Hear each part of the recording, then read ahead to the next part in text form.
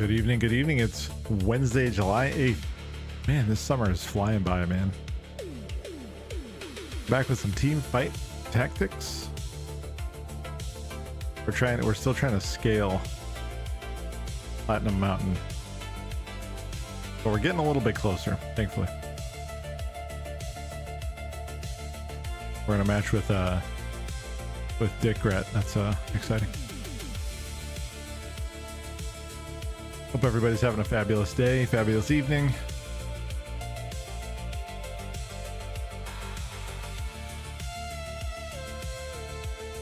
We are almost Tuesday weekend.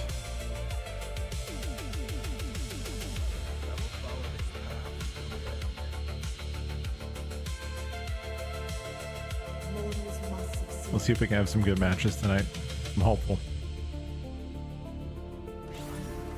I'll try to see if I could stick with just a couple different builds, a couple different comps, and just try to ride those out as much as possible. All right, we got a big money infusion at the end.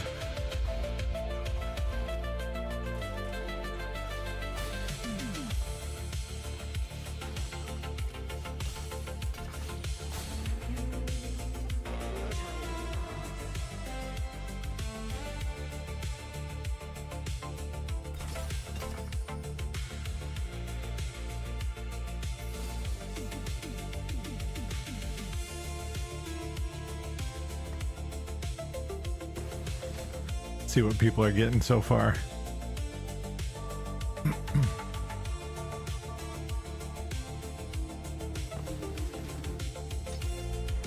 Yo, what's up, Math? How you doing, brother? Happy Wednesday, my friend.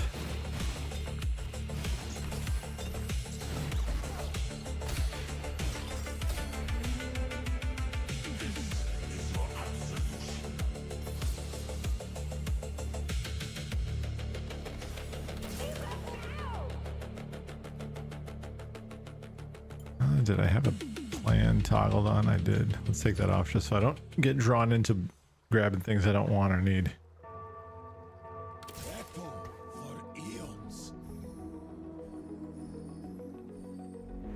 We'll see. We'll have to be on the lookout for any bot activity this evening. That was so bizarre last night. I was like, oh, I really don't know how to handle this situation very well. Because you either pick, you gotta pick your battle. You know what I mean? Like, ooh, big bang. A big bang.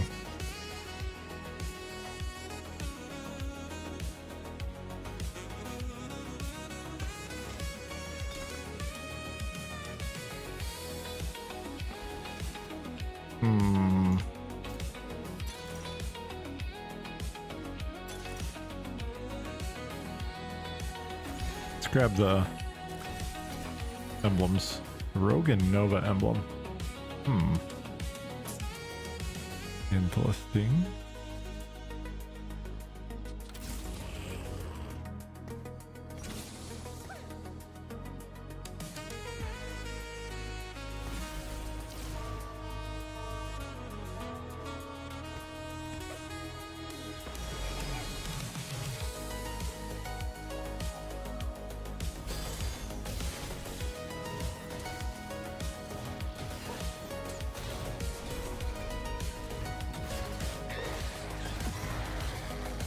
I have to think about how to play this one.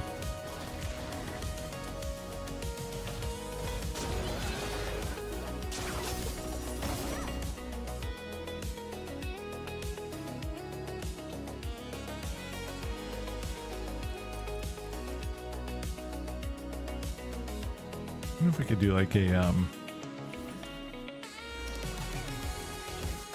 Nova Marauder type of deal. This was a mistake. Oopsie. Meant to do that.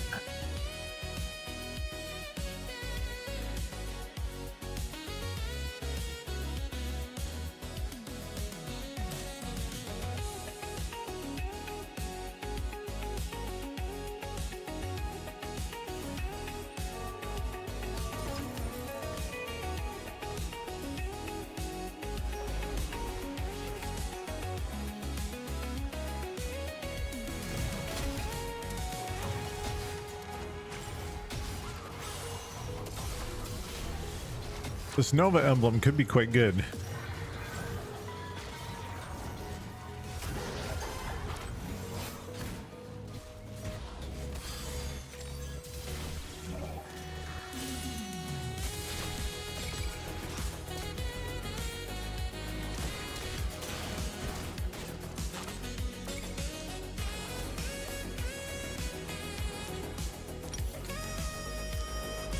Can't paste.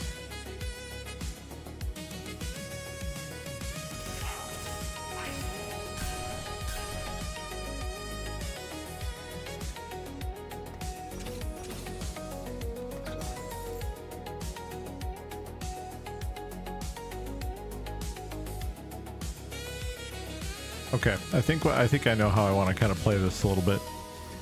I'm not 100% sure how I work the rogue emblem in.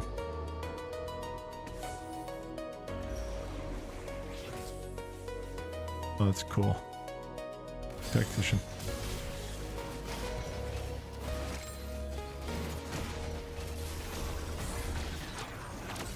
The Nova, I think the Nova is pretty straightforward.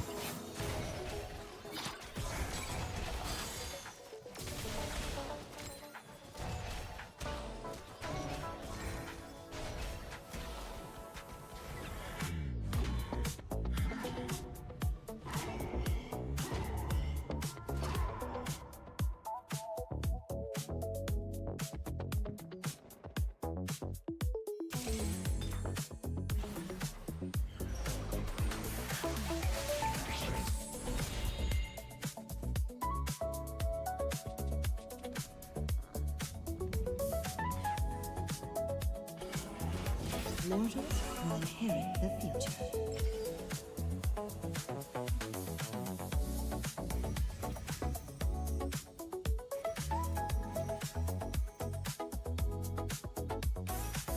Yeah, we'll go sword here. I don't have a need for the Pantheon really, but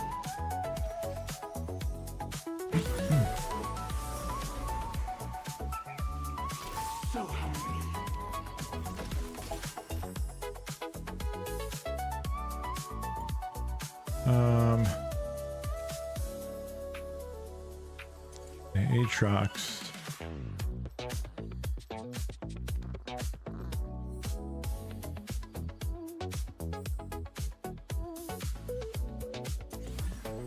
Maybe they're calling for this one? Yeah, I think so. Because of the Marauder.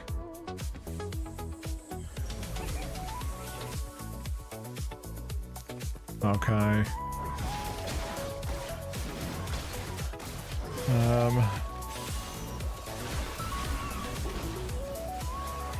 Spellbust.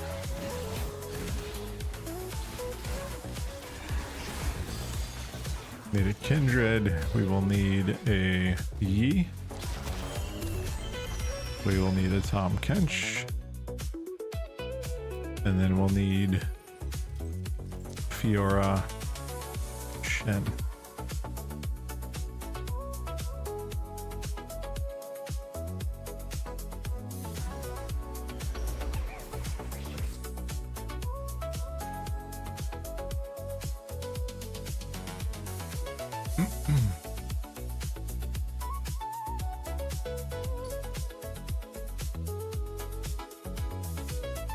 Like to get a Maokai as fast as possible, I guess.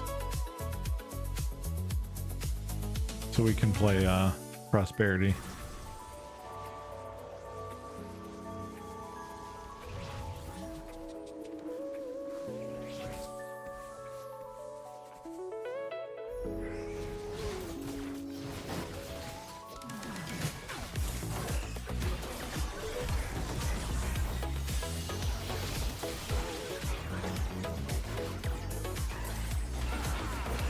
Spellbust can hold those items for now.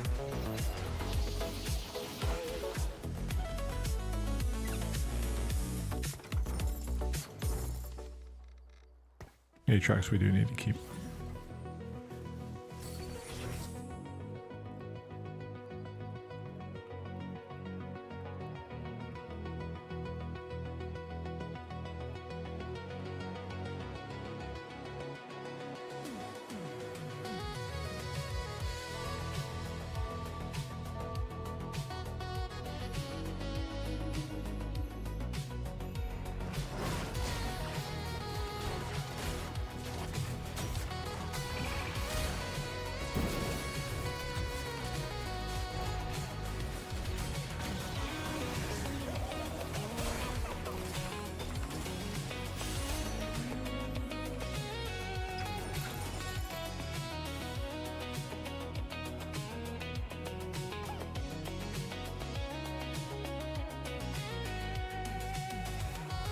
Okay, need a good shop here.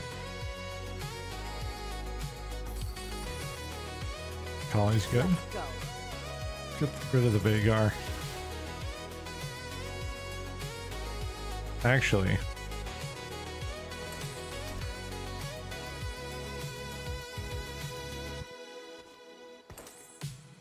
put the Nova emblem on Delva since that's where we're kind of storing our items here.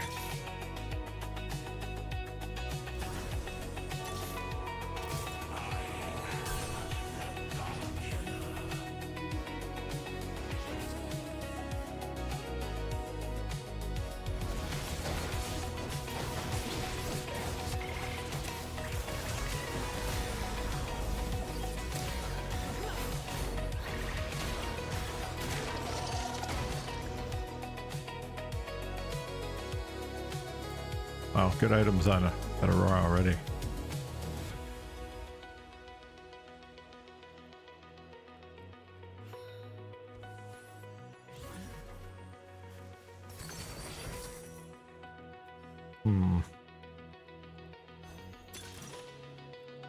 Lucky gloves.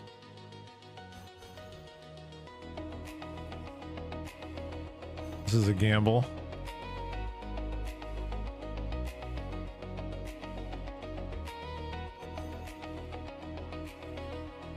I'll take the thieves' gloves for now. Let's go.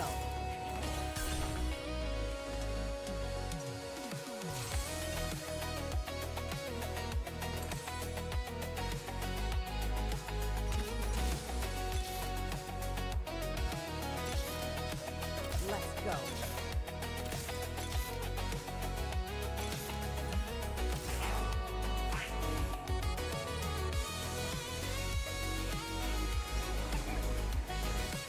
A little bit weird. No Maokai yet. It's strange.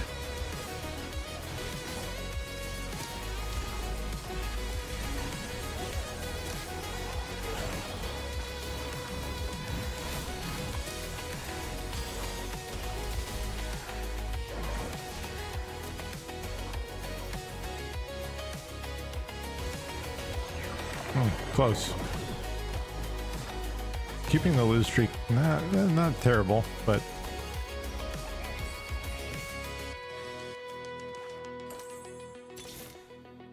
yeah, that's good. I like that a lot, actually.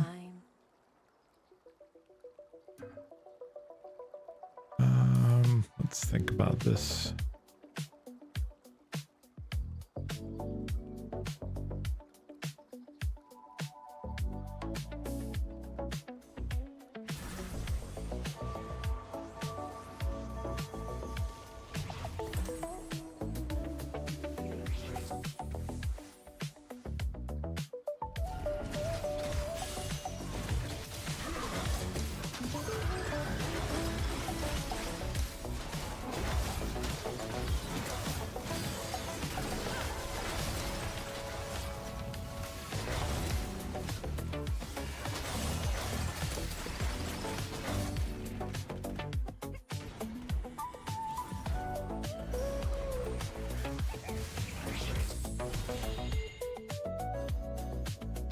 It is not yet time to die.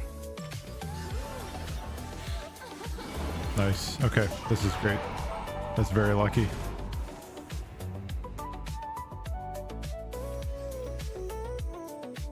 So another set of gloves would be nice. We can get one off those anvils.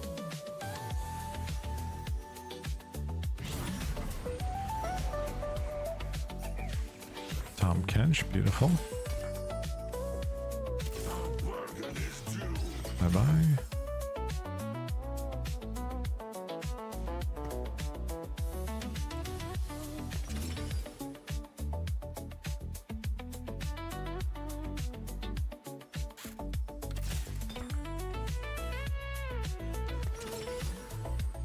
Okay.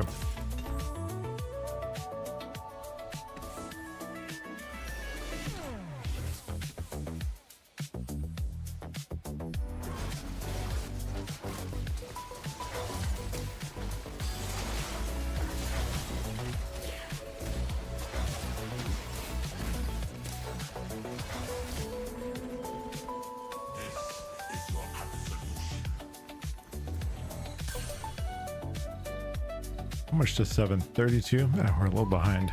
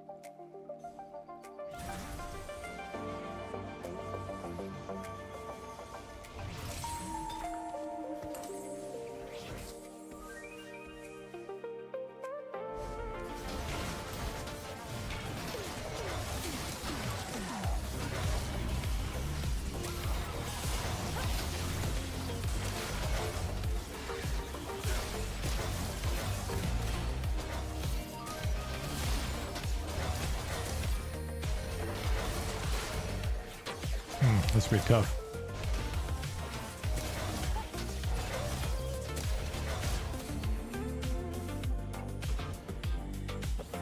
A little bit behind here. There's our Maokai, of course. Late.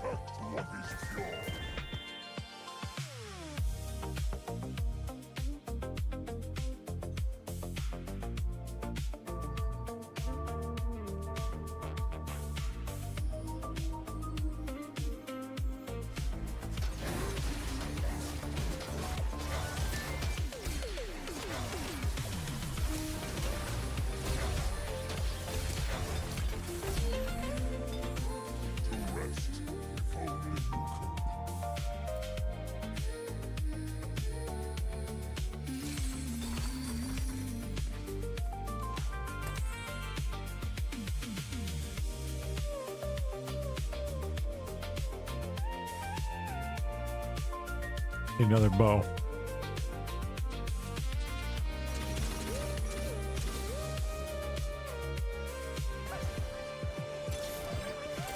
Shine once more before the end.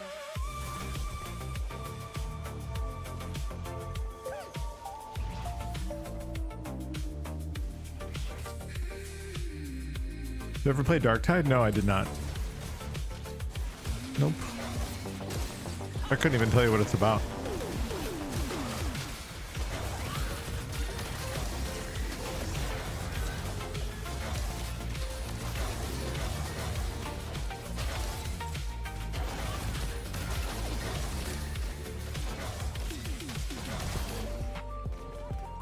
Just Horde Clear Pandemonium. Okay, gotcha.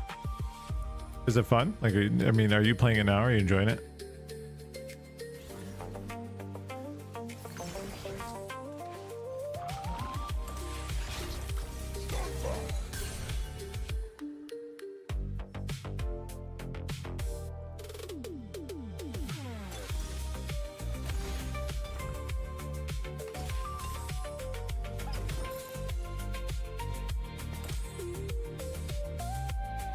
Very involved, playing it since release. Okay, that must be good then if you're into it. You don't strike me as somebody that plays bad games. At least that's my perception of you.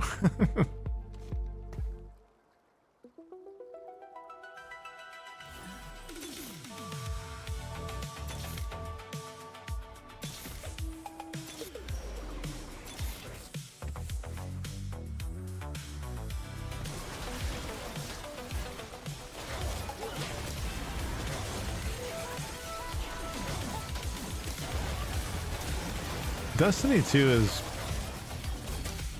is kind of a special game, man.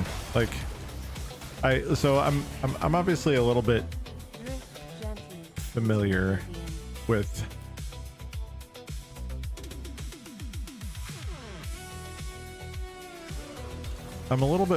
it because like I played it as well for a little while.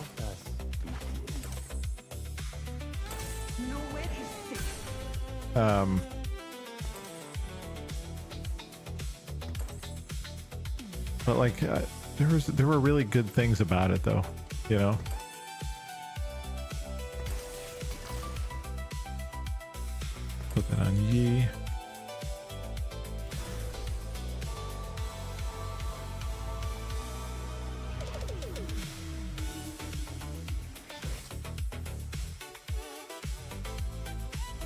Like, it's just there's some pretty brilliant things about it, you know.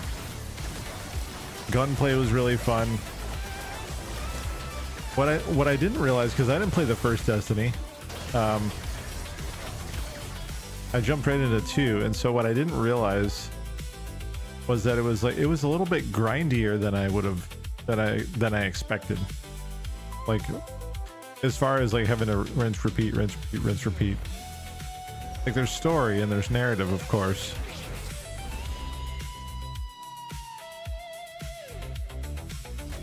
Peace with yourself.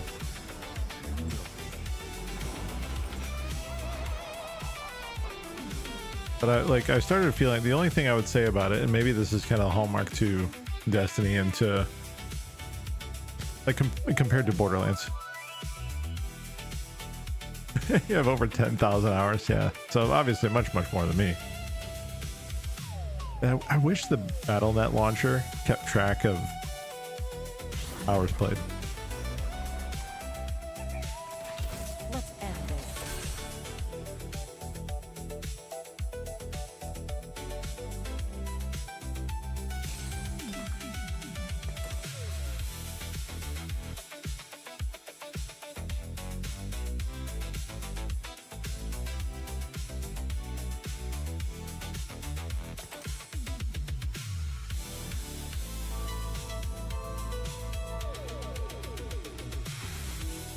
But yeah, I didn't realize that going into it. Like, I didn't understand. This is an interesting setup right here with Graves. Mecha with Graves. Super interesting. I mean, he's gonna lose, but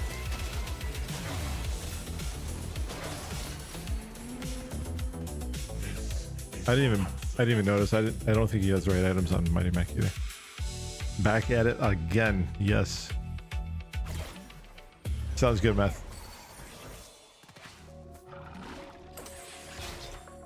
What did Tom Kinch throw up here for us? Money? Fabulous.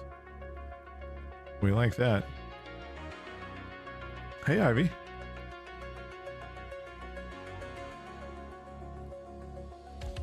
We needed to be 8 already, unfortunately.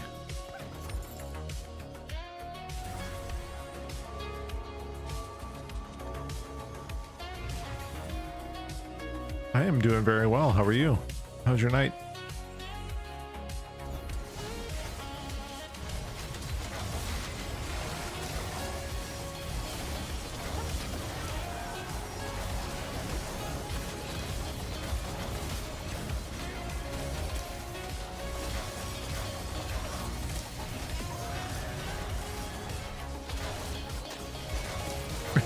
Both of my streamer entertainment from 6 to 12. We got your evening covered. No more running.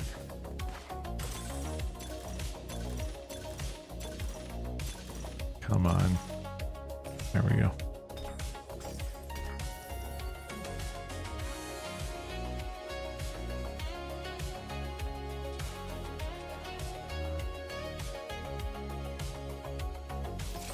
I think we want Giant Slayer on Yi.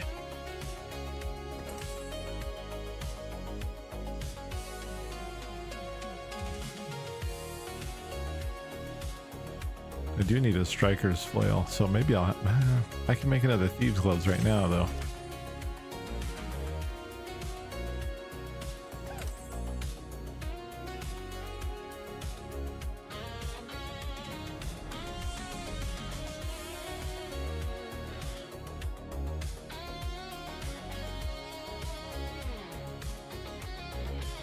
Hope that hot pot was real good.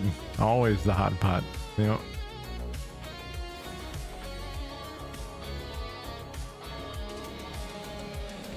BTX with that Hato Pato. Yes.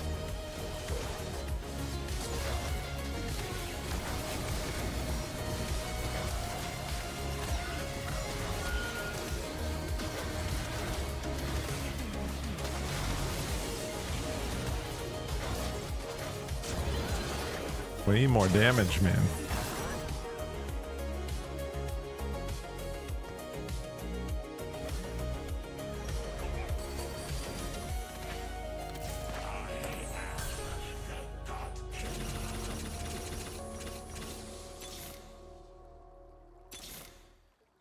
Okay, there's another Yi. I don't think we need to worry about.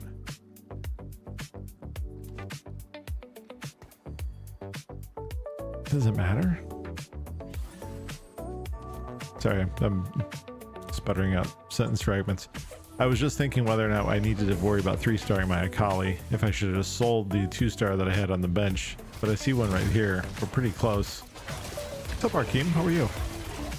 That may not be working. I can tell you when you followed me, though. You've been following me since September 1st of 2018. So almost 8 years.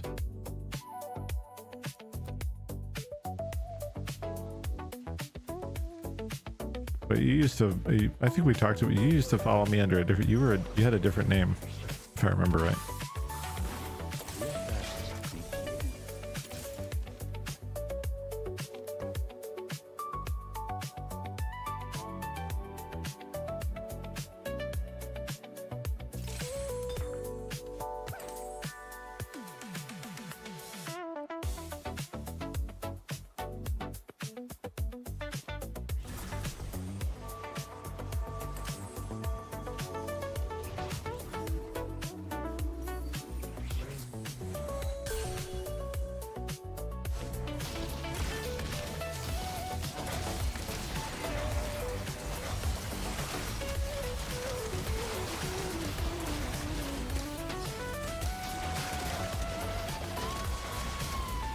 He died too fast.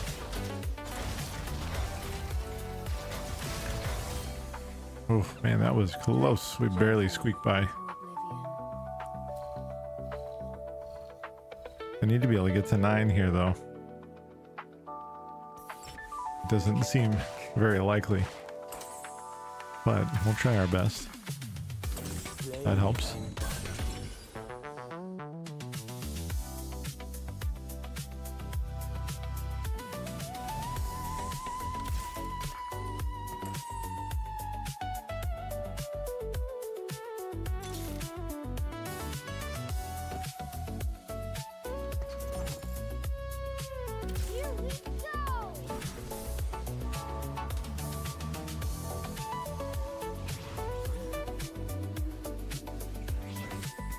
Literally cooking some right now. Green onions, white onions, chicken breast, bok choy, spinach, broccoli, smoked garlic, smoked man. You're making me hungry, dude.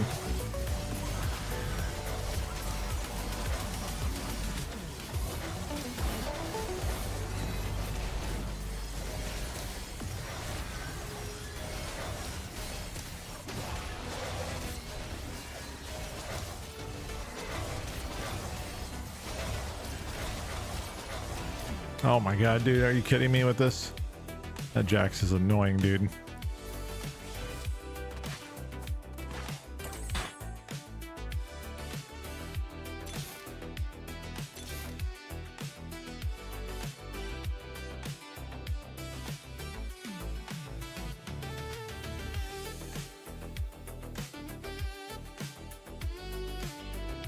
Can make a death blade, I suppose. I don't know what good that's gonna do me really, but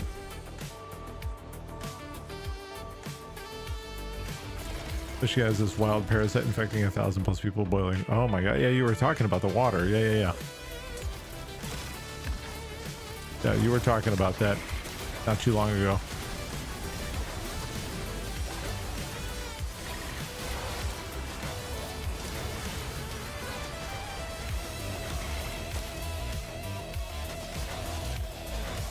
I think we're dead here, chat.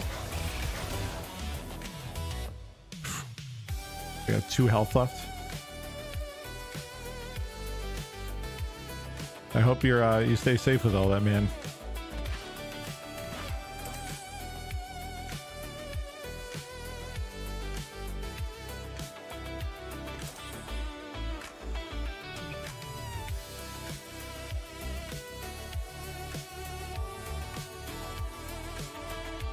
The situations are awful, man.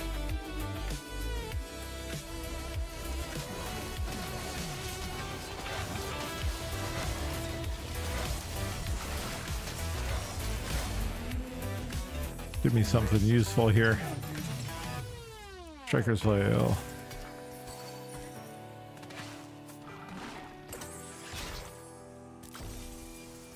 Yay, money.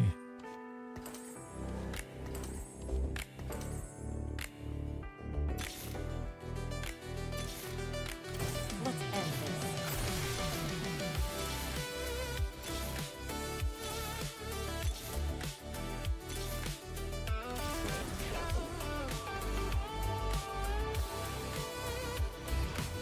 Oh, come on, man. Seriously? Sheesh.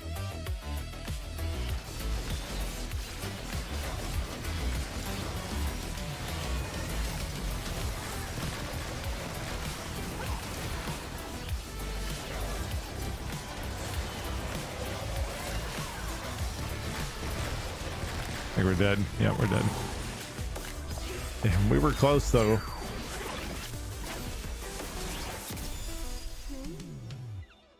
Was that fifth?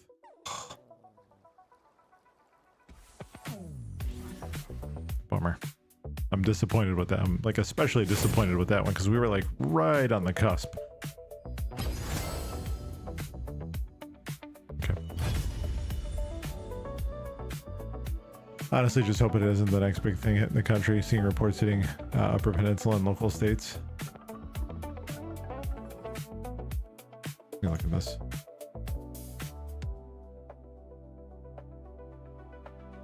Okay. 1,000 cases.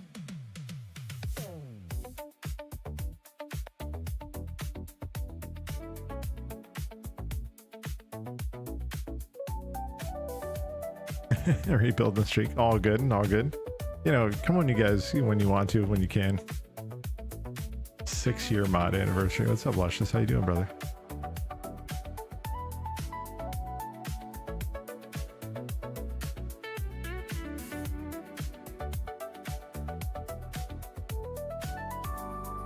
Good shit. Thank you, guys.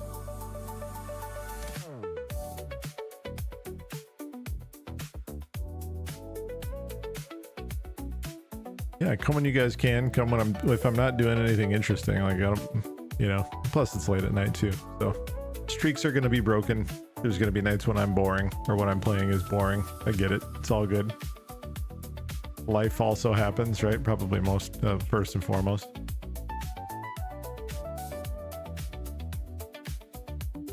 Started your week off. Very nice. Very nice, my friend. I'm going to step away for just a second. I need to help my son with something really quick. I'll be back in just a minute.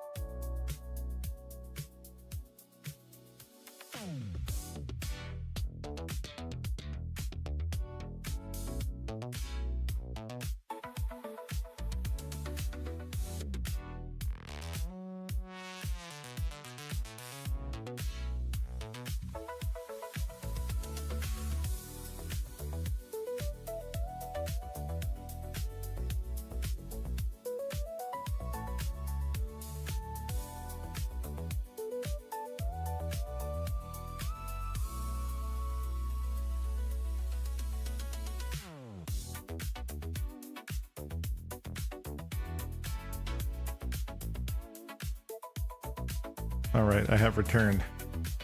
What opportunities did I squander here? Oh, early jinx.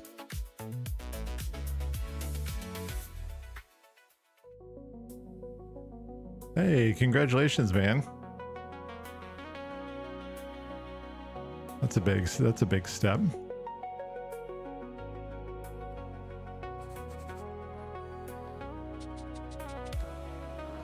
Let me turn this off.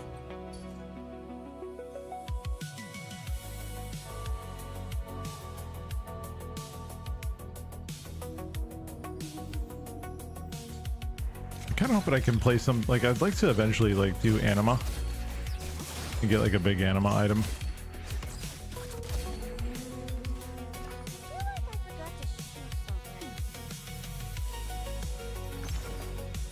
Big Bang Meepsy. Been seeing a lot of worth the wait here. Pandora's items hard to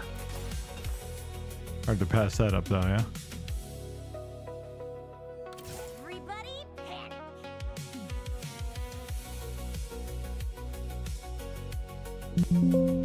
Oops. It was me, not you.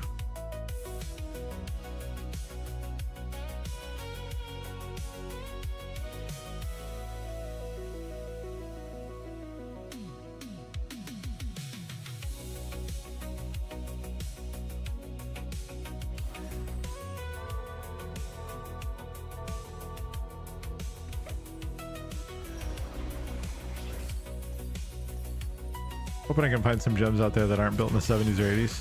I don't know, how hard is that in your area? Is that pretty difficult?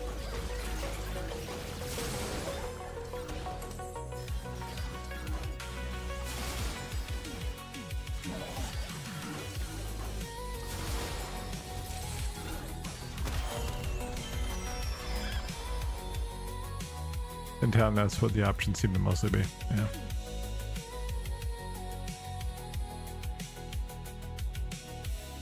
Okay, I see. You're not laughing. That and that.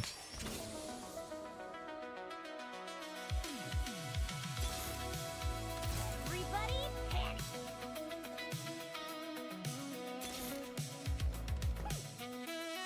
Kind of wasteful, but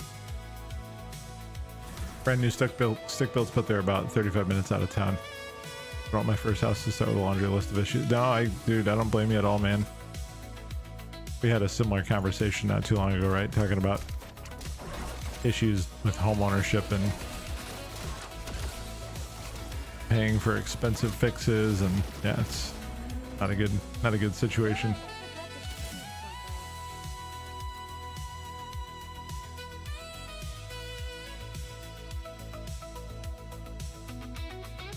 It's seeming like we're going to be moving next year too.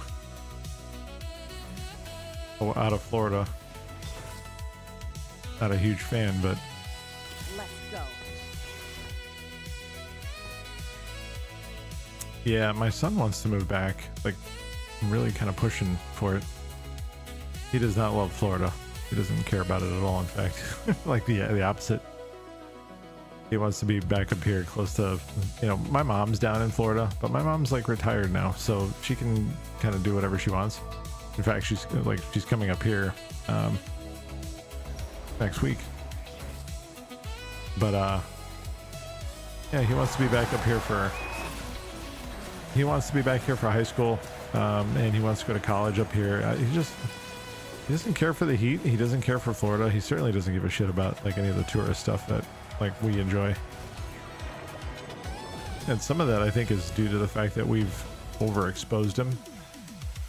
And it's funny because most native Floridians, like he's lived in Florida most of his life, most native Floridians, they don't even go do Disney, they don't go do Universal, they don't like, that's certainly not the case for everybody, right? But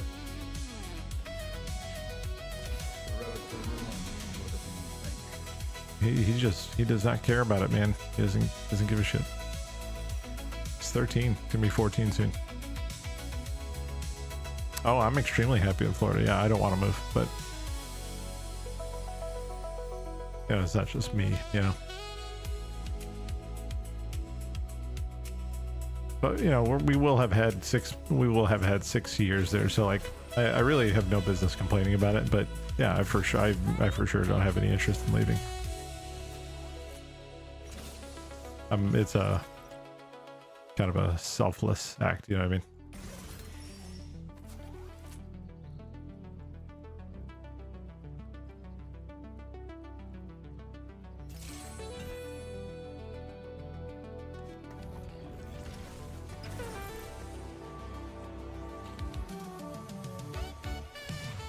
Niece and a nephew of mine are finishing their first years of college now. Isn't that weird?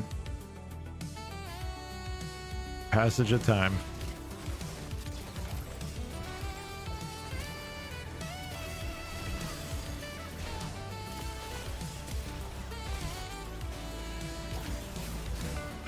I'll be 43 next year.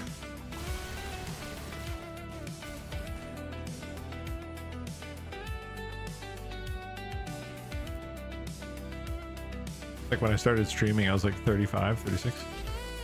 Weird. It's just bizarre to think about it then in that way. Yeah, I'll be 43 in January.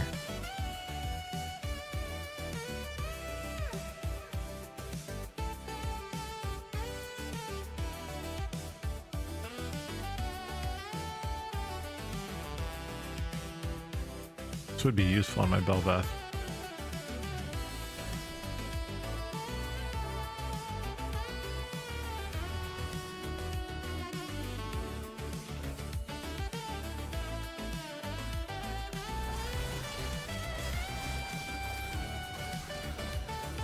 I like to try to prioritize items for Jinx though if I can.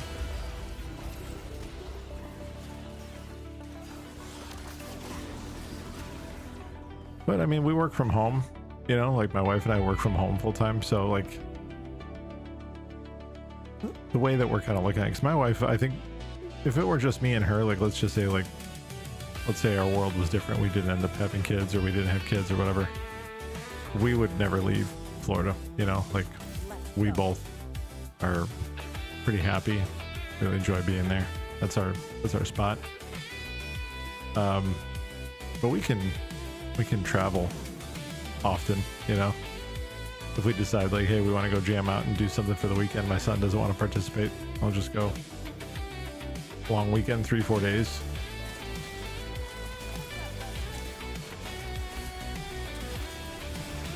I mean, we do a pretty good amount of traveling anyway. But you know,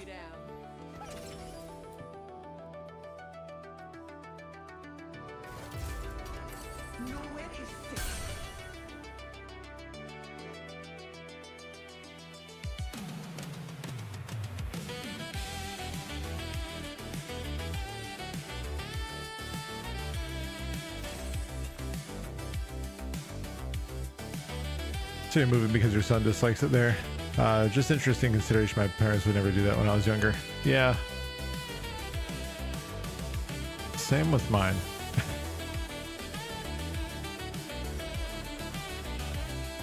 But he's our only child and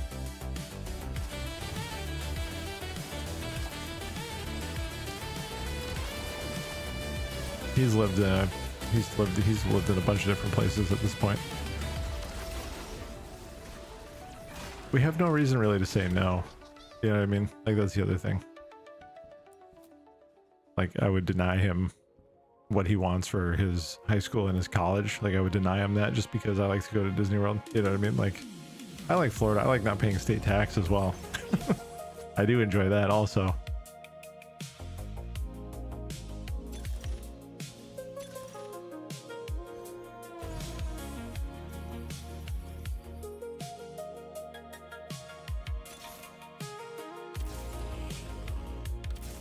But yeah, it's for sure different, and not everybody's gonna see it the same way.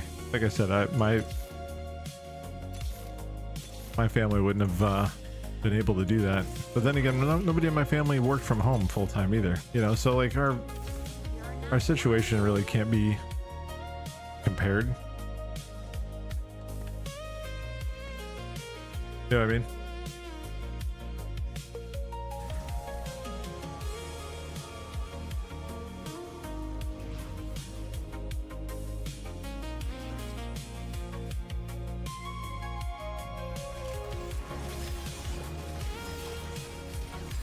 Going to a mission. Watch this and Ivy show up. Yep.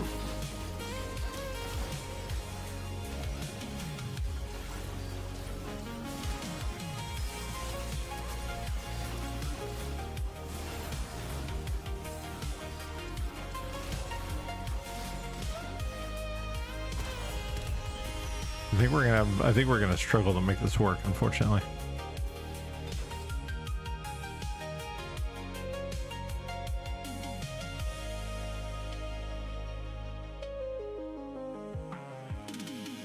Yeah, I mean, you've pursued a career where working from home, I think, is probably not. It's probably not possible, right? I mean, you need to be in a lab environment.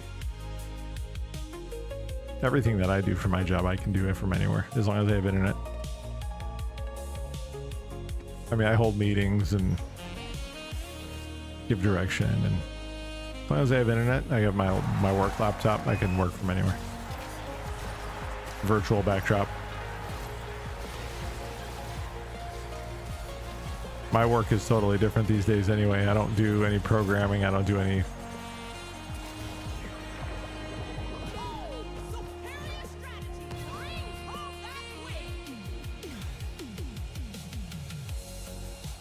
No, I've been in leadership now for several years, and so it's more direction giving, like that kind of thing.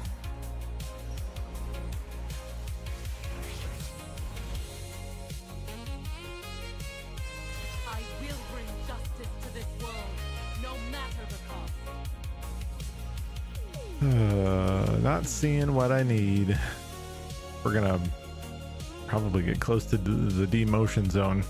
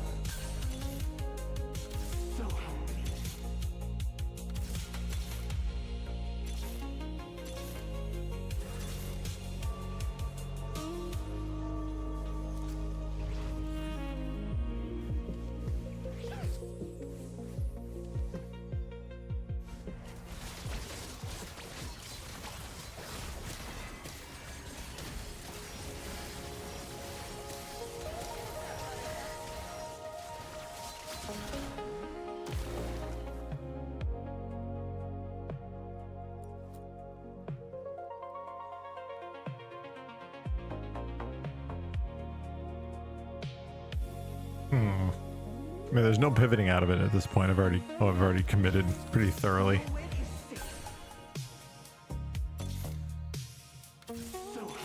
There's a jinx.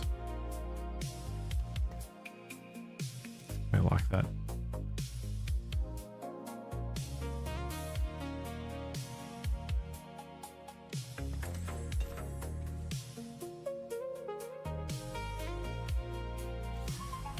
Do need a bloodthirster for my Akali, so we'll hang on to that one.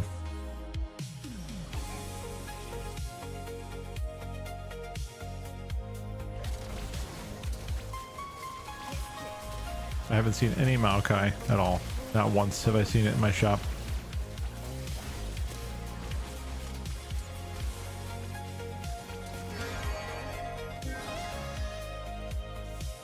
Can maybe take 2 more. Maybe.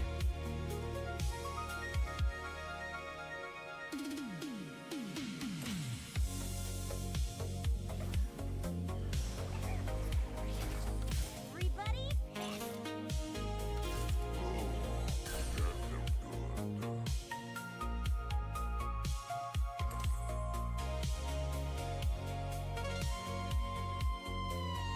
We need a boatload of swords.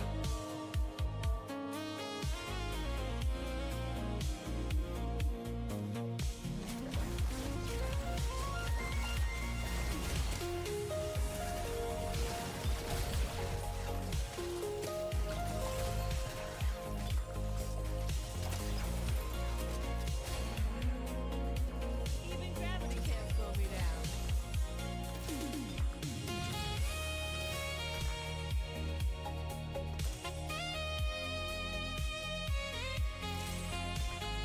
Let's go.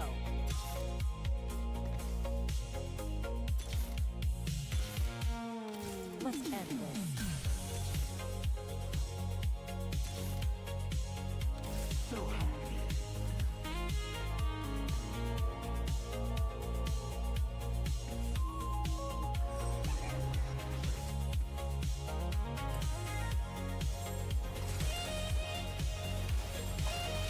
I think your son could manage being away from home on his own. Right now? No, I don't.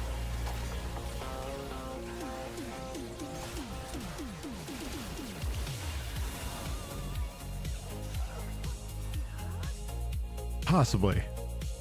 Yes.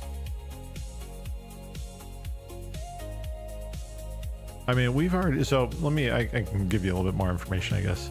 We've already talked about like a scenario where we're back down there in Florida, like my wife and I mostly, for periods of time.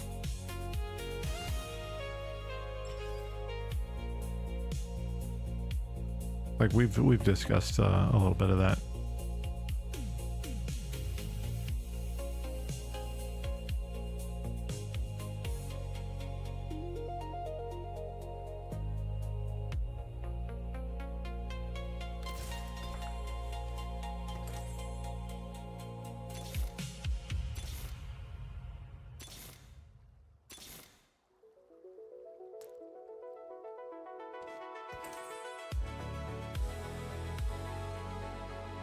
Well, friends, this one's not looking too great. We are 1 Jinx and 1 Belveth away from 3 stars for both. And I don't know that I don't know that we're gonna live long enough to be able to see them happen.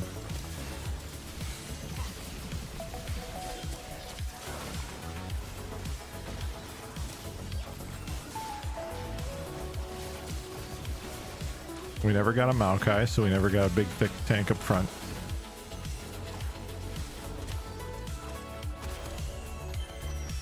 Okay, we got one more chance.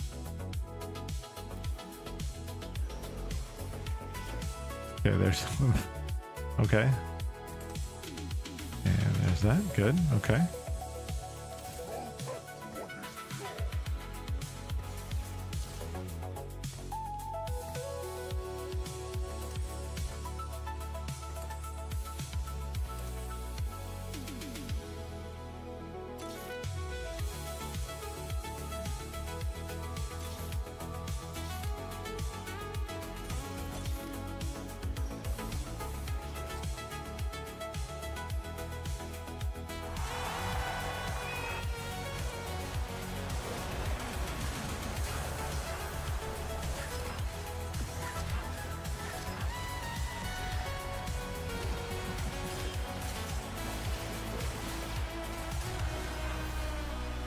Come on.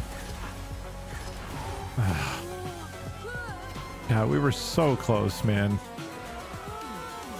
Alright, I don't want to listen to that. 8th place. Do we get relegated here? This isn't soccer. Okay, no, we just go to 0. Getting to the point where wanting a family, don't see it happen anytime. Yeah, I appreciate where you're coming from. Very much. Like I've been married for, how long have I been married? 16 years. I've been married for 16 years. As a family man myself, I very much appreciate what you're saying and where you're coming from. I think the most important advice that I could give you at this point is probably not anything that you don't already know yourself, which is just don't let urgency cloud your judgment in making a decision that makes the most sense. And I think to kind of expound on that a little bit, make sure that you are, it's the right person, you know what I mean? Not to get too deep or too awkward or anything like that, but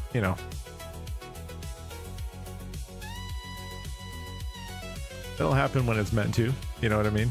And you'll find the right person, and you'll find it'll happen when it's meant to. At least that's how I like to view the world anyway. That might sound a little bit like some fortune cookie shit, but you know what I mean.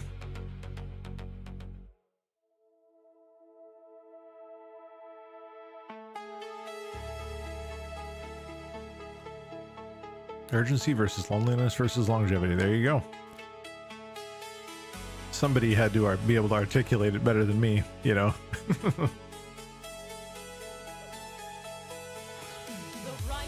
path begins with me. See, I'm not close to being desperate. No. And I didn't interpret anything. I didn't interpret it that way either. Definitely not. Yeah. Right. You're aware of it, right? That's probably the best way to like put it concisely. You're aware. Self-awareness.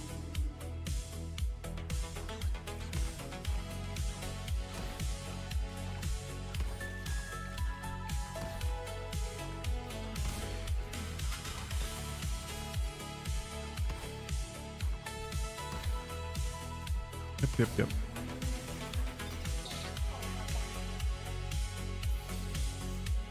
All right, guys, we can't lose anymore tonight, okay? No more losing. God, I'm actually, Luscious. I was watching. I know I couldn't talk when you were in Sequisha's chat, but like I was lurking at one point when he was playing Hunger. I'm actually pretty excited to get my hands on that game at some point. I didn't want to participate in the test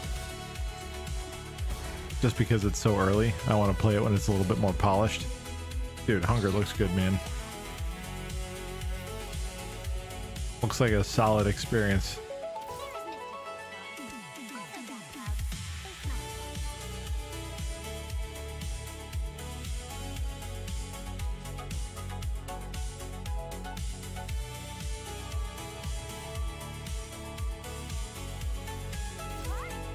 Oh, I didn't need to do that.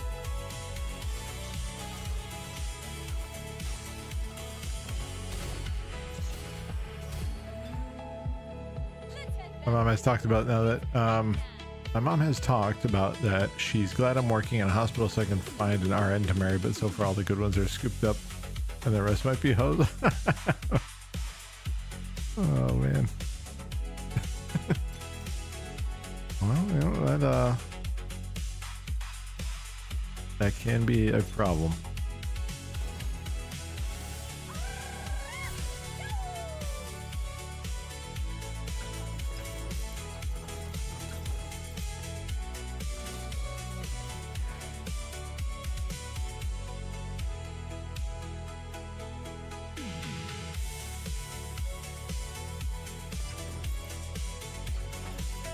I don't know what I'm going to do here.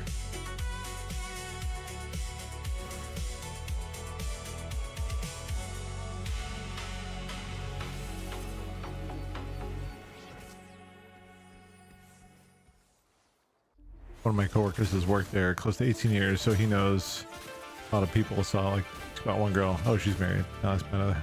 So she humped every EMT that's ever worked there. I know. I know. I was kind of distracted.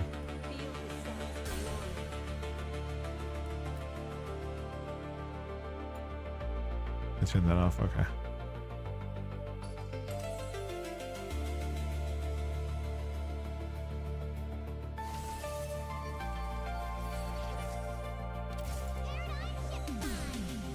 We're kind of in this weird sort of arbiter situation too.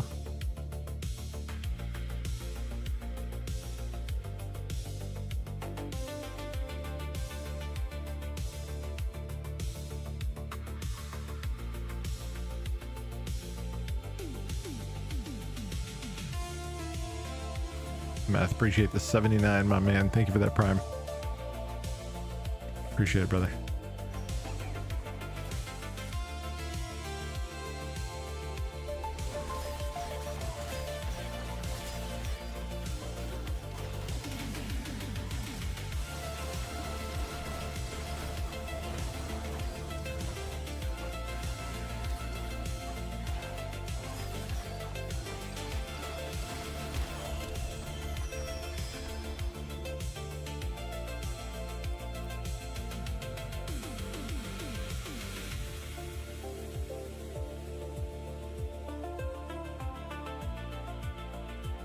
Yeah, Luscious, that's a bit of a predicament, man. Also, I will tell you, like, I'm not a great example here because my wife and I have always worked at the same company. We met while interning at the same place. But I will tell you, man, like, working with your partner can be a slippery slope sometimes. And I don't think that's lost on you, but it's worth mentioning, you know.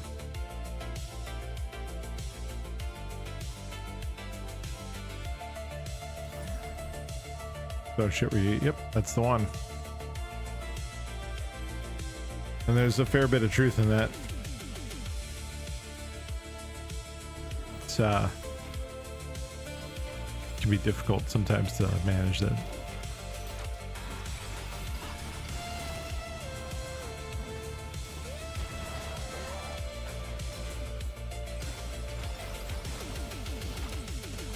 I suppose it's worth mentioning that you might be benefiting a little bit from, this may not feel like a benefit, but the fact that you are not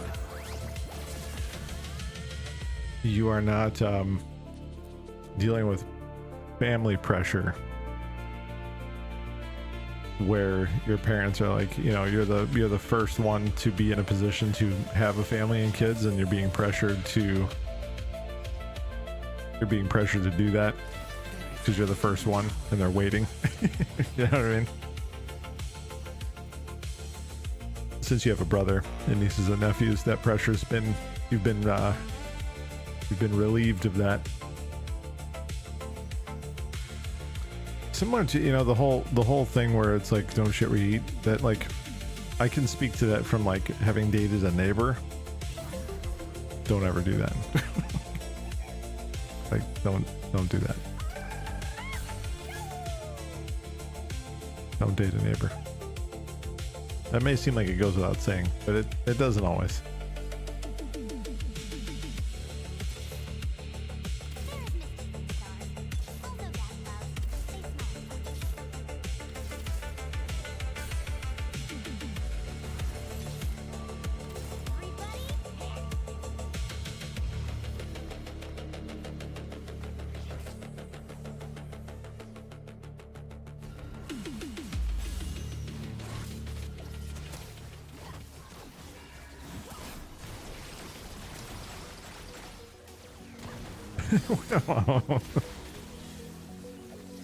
Oh, that seems to relays. Hey, you know what? That's a niche.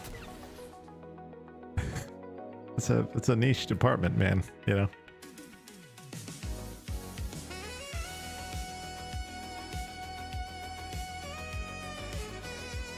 There's nothing wrong with watching little Golden Girls in the morning, man. Don't sell it short.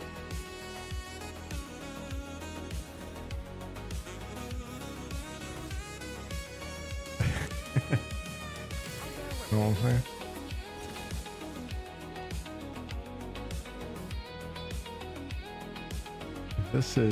This arbiter situation is not working out too terribly well for me.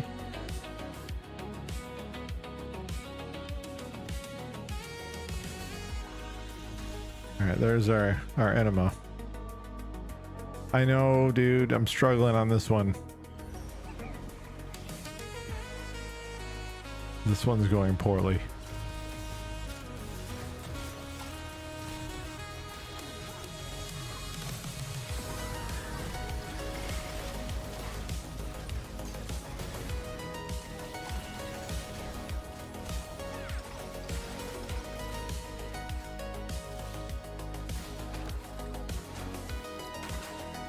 I can't finish outside of the top 4 of this one. Whatever happens. We've come too far.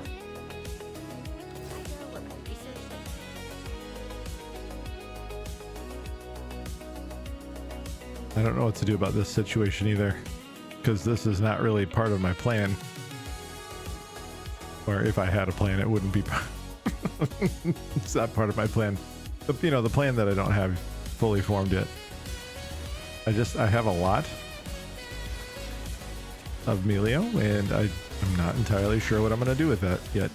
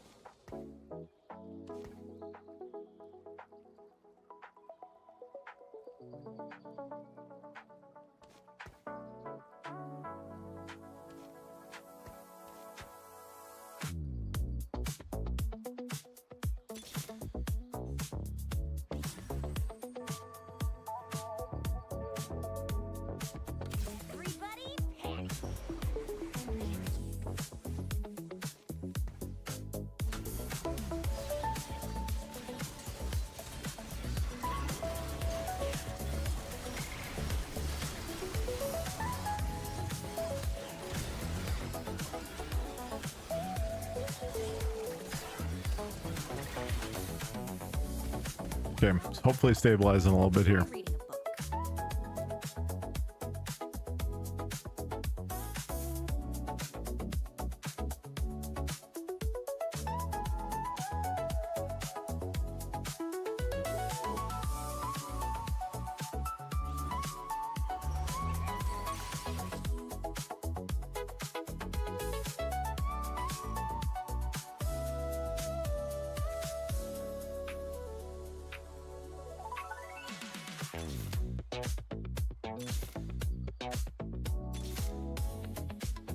You cannot hide from me.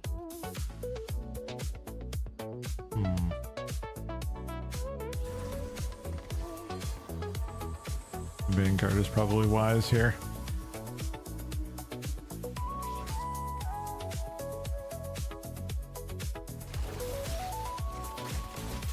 I know, man. It's brutal.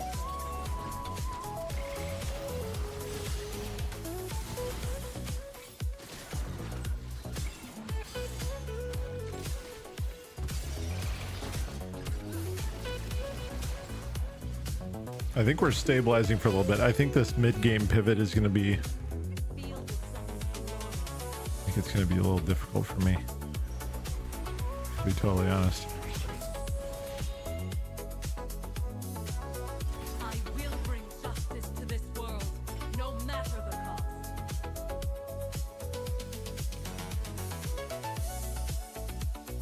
We're going to need some AP items here.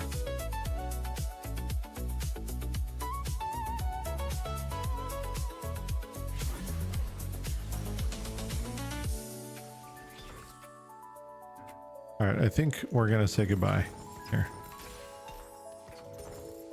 Twilight fades.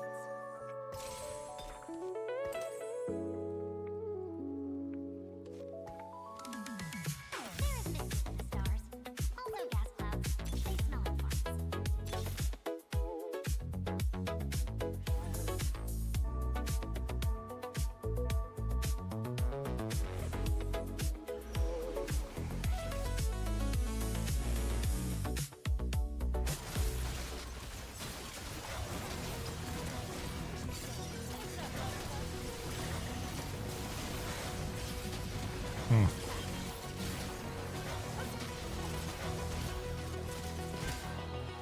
I'm familiar with this build.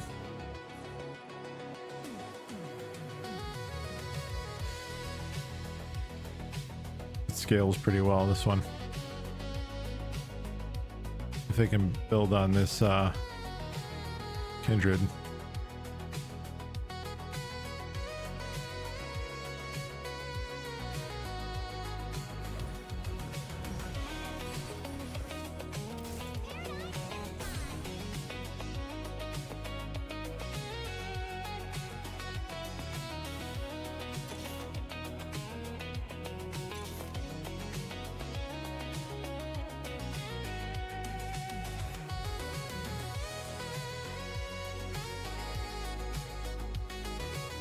We would ideally have a couple gargoyles on Leona.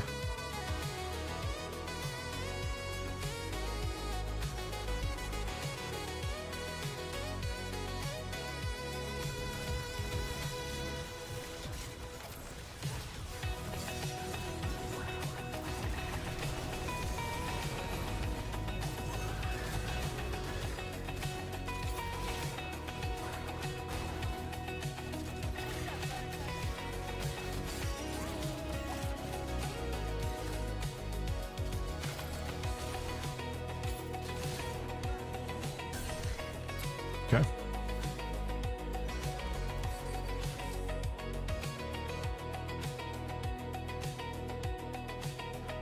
I'll level up after this. And then we'll add Zoe back into the mix here.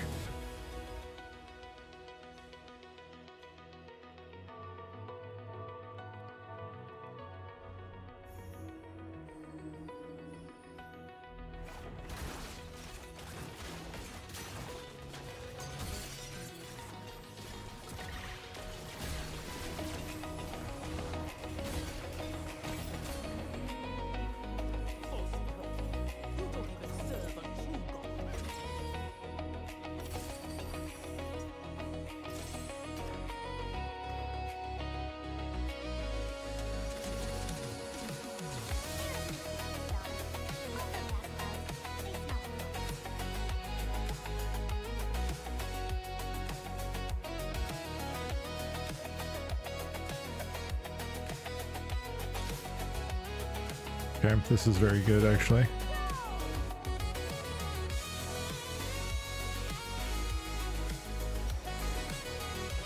Holy hell. Okay. Oh, Radiant these gloves. I was wondering, I was like,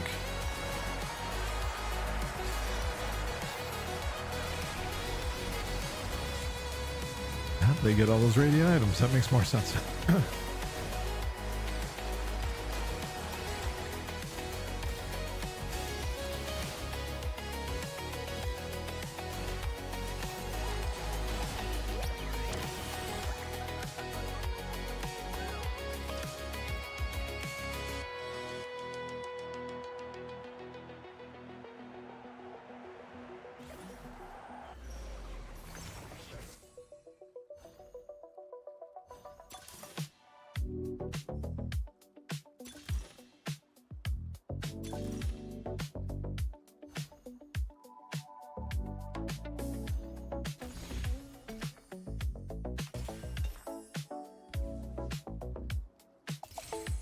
Okay, that's helpful. Everybody panic. Have we not seen another Briar? I'm guessing we haven't.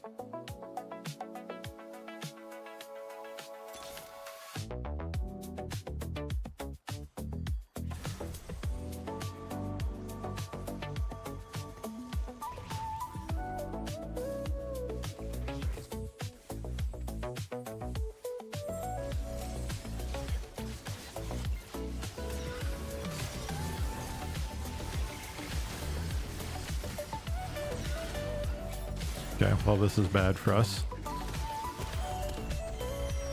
in more ways than one. Actually, let that go.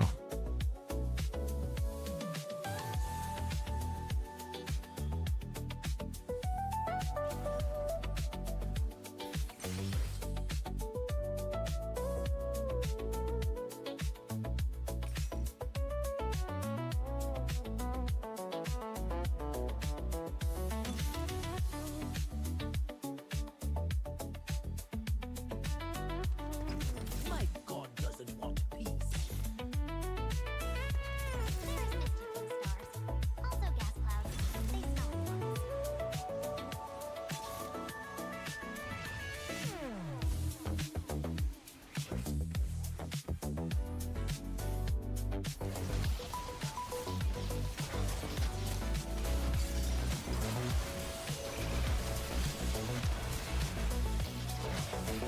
No items on the tanks.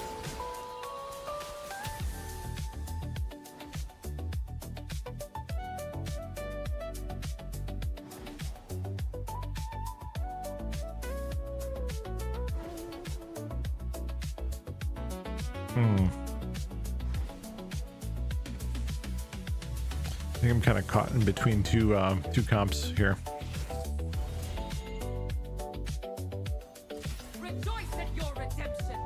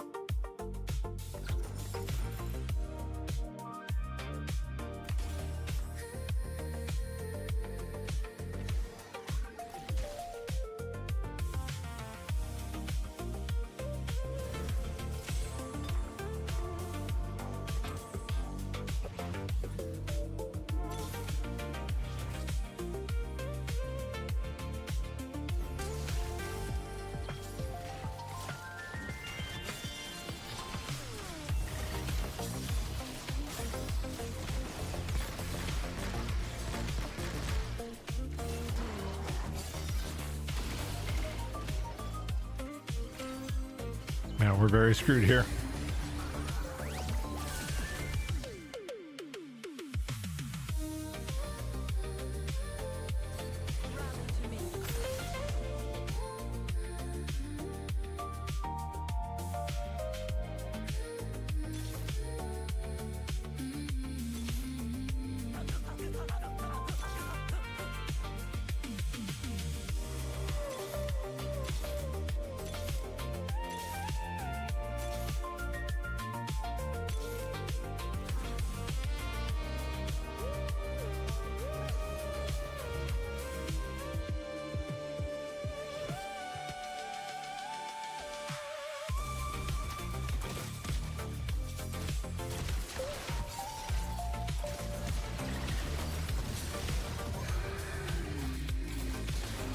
Yep, we're good.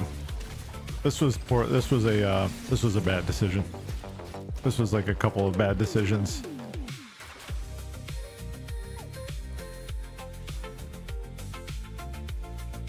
All right, well, back down to 3 or 4, excuse me, from 3. Bummer. Round and round we go.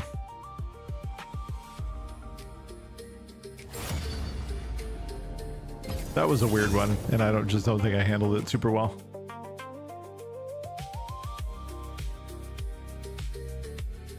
I never even cashed in on the anima tech either. I got a little. I should have just taken it the last time I had it. I was hoping for something like some big juicy anima tech, and I don't know that I would have ever really had anything sufficient enough to like help a carry, you know.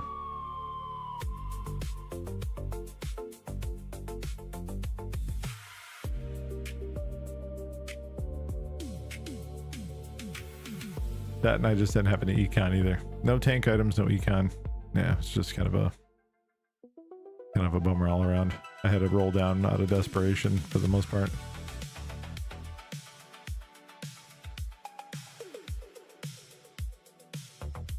I don't know what is. We were talking about this a little bit last night. I don't know what other games I'm interested in playing right now.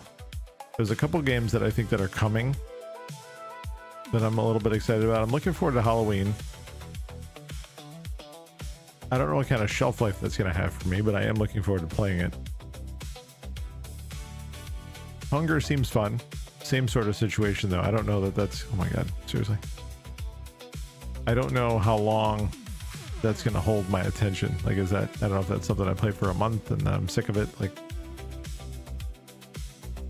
I do want to try out Black Sails, or excuse me, Black Flag.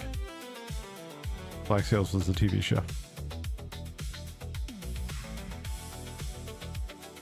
I do want to try out Black Flag. It's Ubisoft, but the first one was a masterpiece.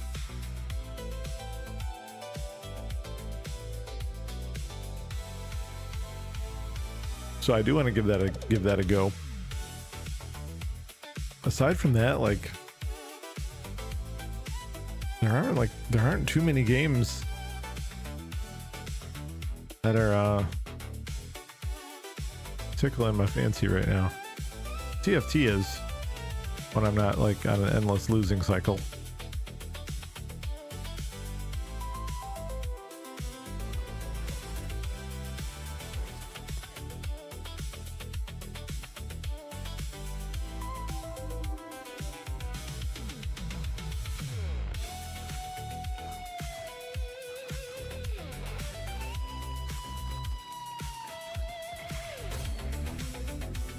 Knowledge is power.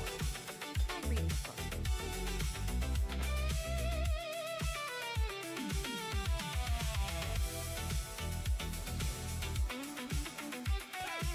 Here we are falling into the same trap all over again.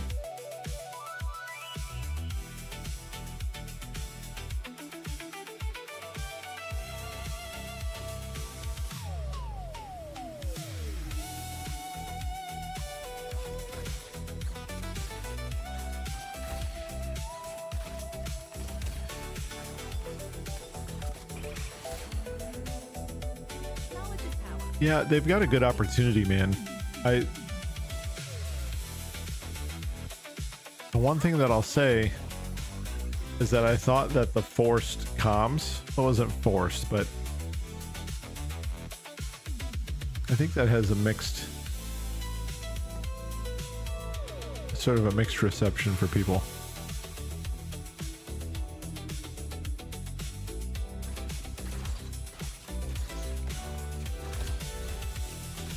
The trolling was really annoying too.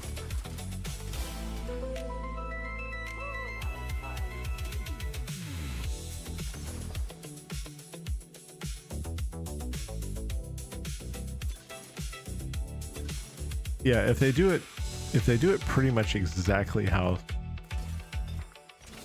they did it in Friday the 13th, I think they'll be okay. But if they don't,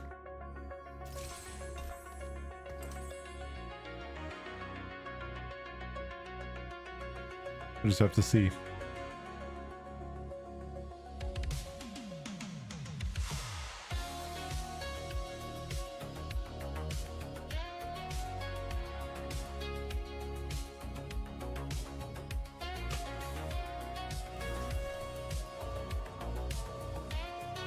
I remember the first time, or excuse me, not the first time. I remember the last time I played Friday the 13th. It was on stream, and it was before I got into DBD. And I remember, like, I was pretty new to streaming, and I remember it was like 3 games in a row where it was just like trolling, like teammates like shooting you and stuff like. I remember that was like the last time I played it. And I just remember being like so annoyed and fed up with it. I was like, nope, we're done.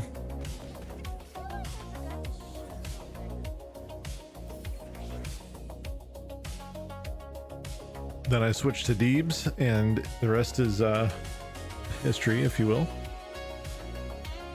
It was fun up until those moments started to happen more frequently, and then I started getting annoyed.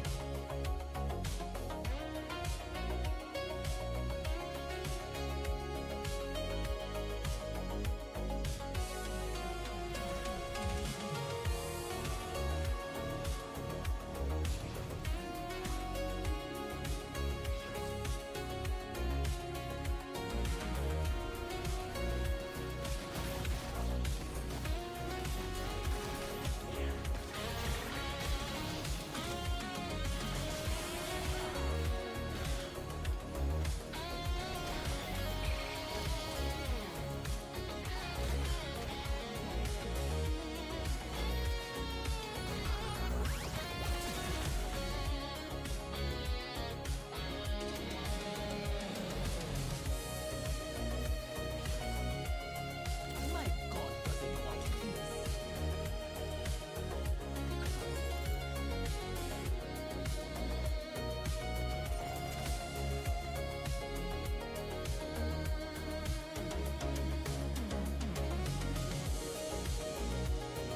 Starting on Monday, we'll not have classes for a month, which is a first since last May, and I cannot express how much I'm looking forward to that.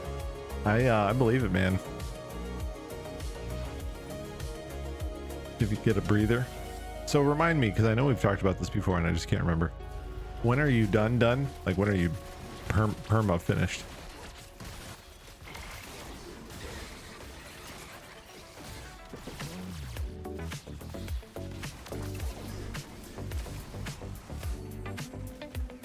False prophet. You don't even serve a true God. Like, when are you graduating? Like,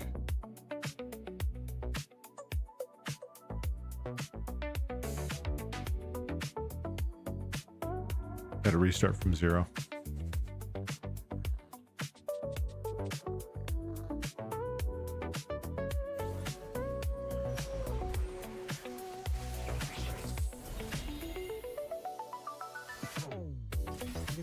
Pace I've been going over the past year, I've completed half my credits required for you. Okay, so you're about halfway. Okay, I understand. Gotcha.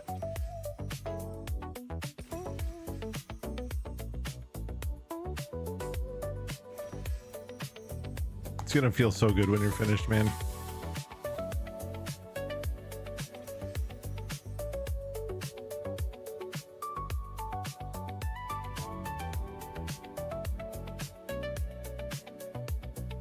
Yeah, because you want to still make sure you're taking something. You're taking good things away from your time, you know.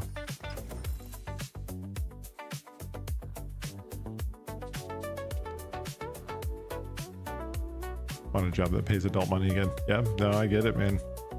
100%. Makes good sense.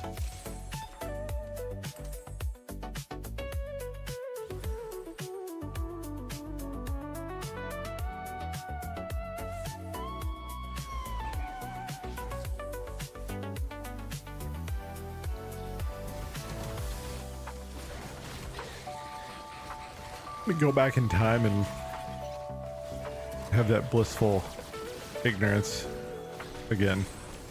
Would be wonderful.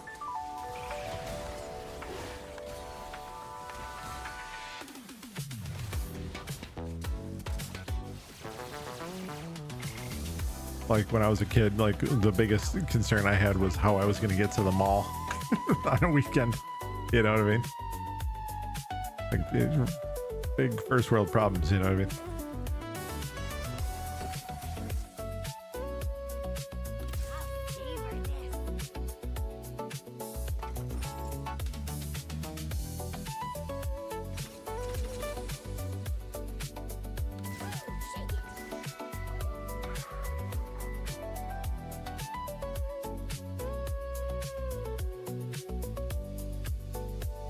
Struggling not to be too negative with school, but it's all such a yeah.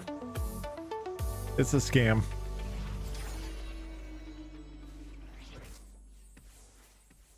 You just get roped into getting on that life treadmill, that financial treadmill.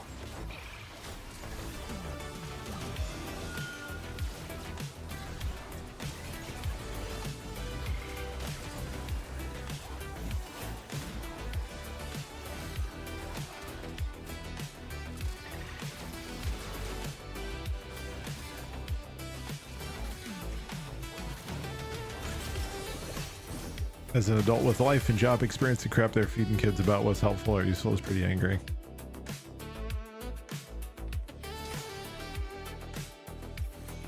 You have me curious. What are some of the like egregious things you're seeing? Yeah, very close. That was I'm okay with mixed, like having mixed outcomes.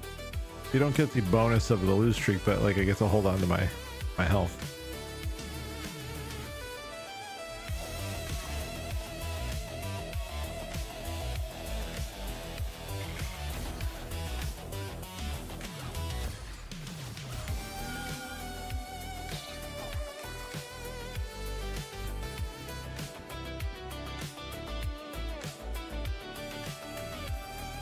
I'm sure I have back in the day.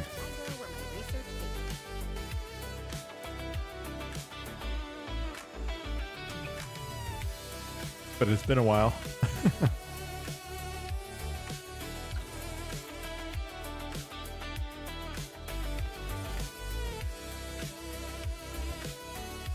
No, not post school. No.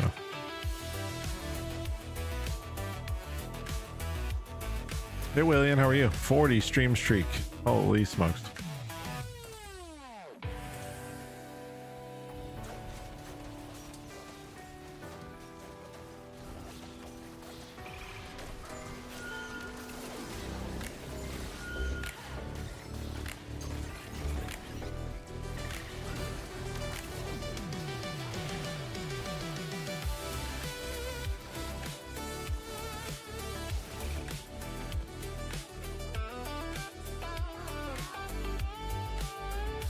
No, certainly not. Nothing hardware related in my work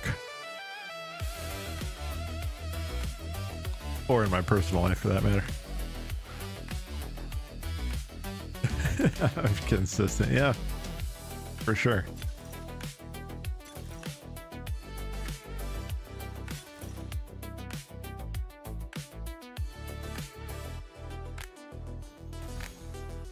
I don't know if that's good or not. Augmented power. We're gonna try it though.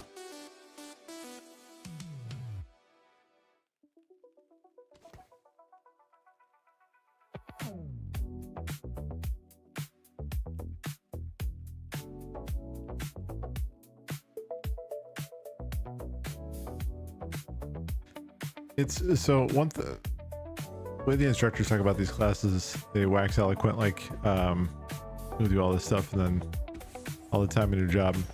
It could be further from the truth. Yeah, so it would be better if they just leveled with you and said, hey, like, okay, so here, this is a good example. Yeah, this is gonna be like a much lighter example because it's the only really relevant one that I can think of right now. My son, right, coming up through elementary school and middle school, obviously, like we've all kind of been there when you're dealing with math, right, as a kid. And for the most part, kids are totally correct. You don't need to, you're not going to use these formulas in life, unless you are going to be an engineer or something very specific in physics, things like that. And so he doesn't have any interest in these professions. And so trying to explain, it's not so much about that. It's more about your ability to think critically and solve problems. And so when I framed it that way for him, he was like, oh, okay, well, like, I guess I can understand and get behind that. Like, it's not the fact that you need to, it's going to open your eyes up to see what you're talented at, but it's also like, how do you reason through these moments where you need to think critically and unpack a situation and apply a formula to it? Like, it's practice in thinking about things and thinking about problems that way. And when I framed it that way and packaged that up for him in that context, he was able to get on board with it. So point I'm making is, in college settings, why isn't that they aren't just, why aren't they framing things in that context instead? Like, that would make a whole lot more sense to me. Like, hey, you may not use this specifically, but like, here are the takeaways, right? Or maybe you're going to learn something about yourself in doing this that's going to help you at some point in your career.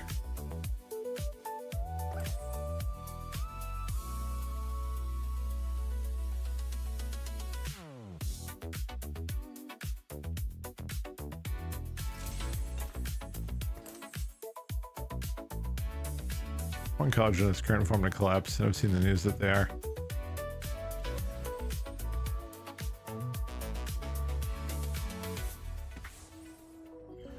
I'm processing that comment.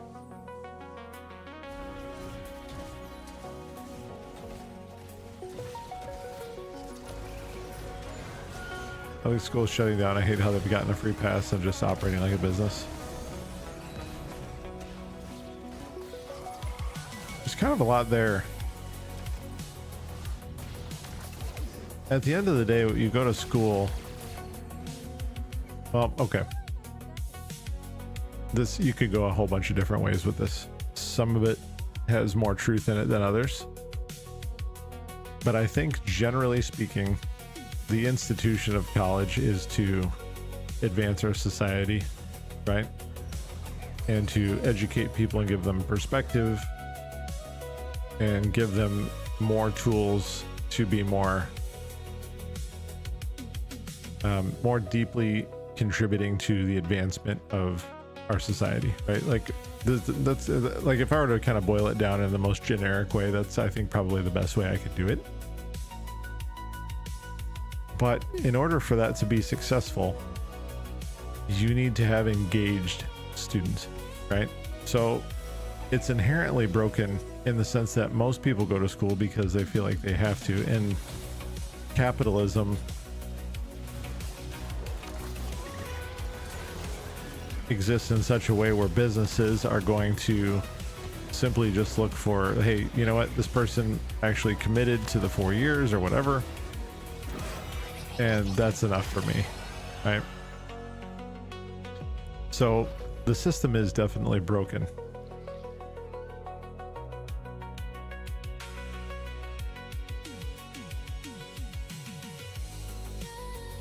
Meth said, oh, for sure, why do they teach blind formulas, formula memorization rather than how you can extract variable for, yes, right, exactly, for sure, yes. More people are seeing college graduates are unhireable, charging so much money. I do, however, have my associates, but at this moment don't want to pursue my bachelor's. College to me is about preparing you for having a good job with a useful degree. Yes, I think in the individual context, yes, that's for sure true. And that's the reason why people do that, right? Like, hey, I want to make more money, and to get the job that pays me more money, I need to have that piece of paper in my hand, and I need to have some education and experience that goes along with, like, the process that I went through to get that piece of paper. That formality also happens to give me some of the tools I need to do this job. 100%.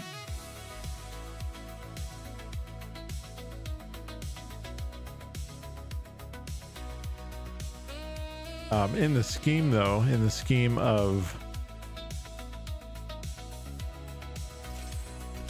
like broader society, like, okay, so what I'm touching on a little bit here is your comment about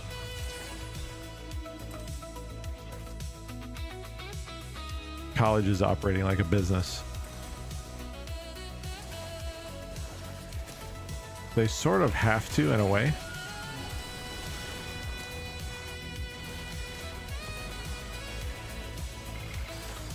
But you think about government involvement over the years, right? It goes back to, hey, like, we want to continue to have our superiority in X field, right? Insert field here.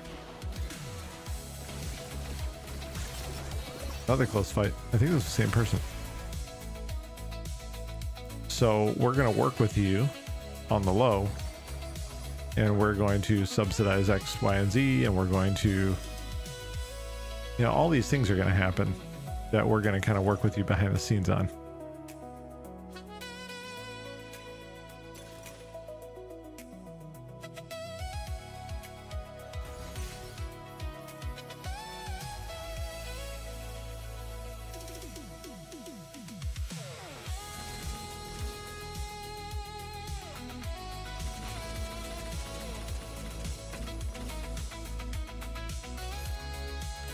Let's get this over with. All will know us.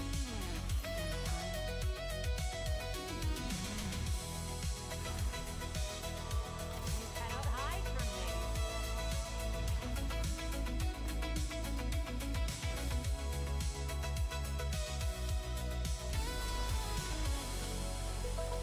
Forbes, I'm sorry, I'm gonna have to scroll up here a little bit. Forbes published in February that all college grads across the nation last year are sitting at approximately 42% on underemployment. I mean, they don't use a degree at all. Wouldn't be a problem if school were free, or at least way less. Some people like screw higher education. I don't see how people survive without a degree and not working on something hard like construction. You know what's really interesting about that? Sorry, I know that there's more commentary here. I saw something where, you know, like, we talk about AI occasionally, right, in data centers. Electricians working in on data center infrastructure, dude, they're making a fortune. It's wild how much money they're making. That's a trade, right? Blue collar trade. Obviously, you have to apprentice and you have to go through various things to get that job, but it's not a white collar preppy college education, you know what I mean? It's not any college education generally, unless you go for electrical engineering.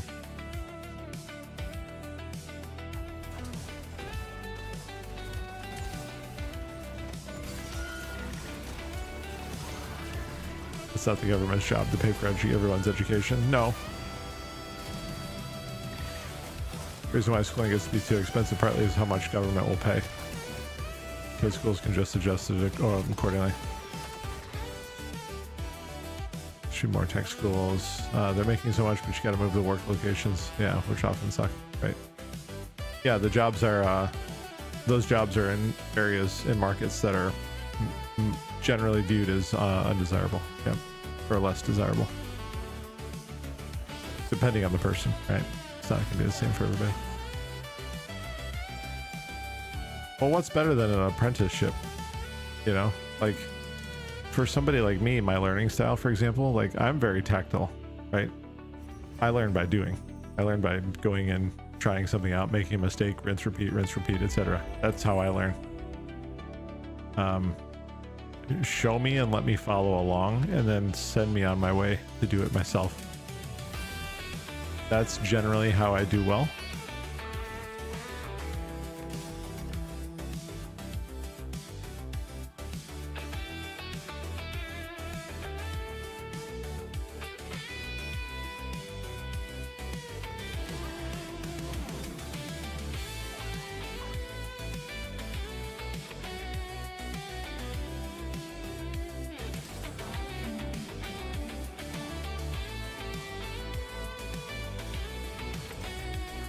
That was too late. Physical locations are places that are less developed, so towns aren't primary living location. Yeah, right. I gotcha. Okay, I see what you mean. Yes, that's correct.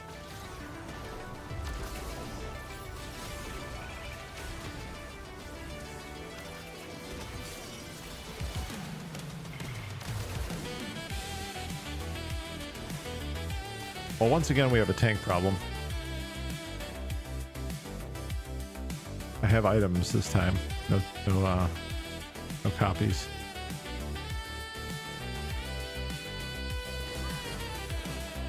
Okay, that helps.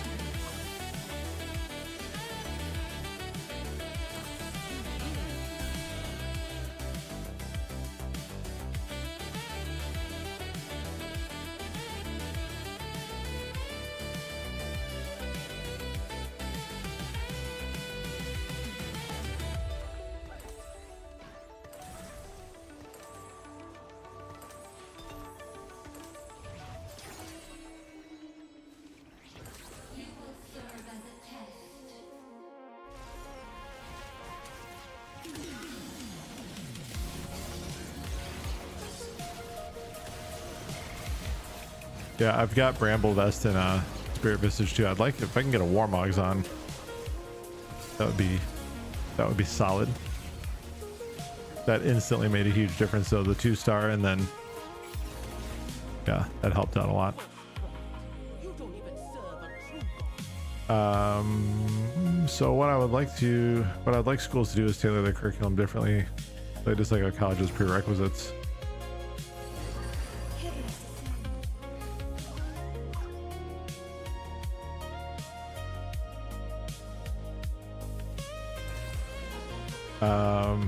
Hang on, I need to decide on something here.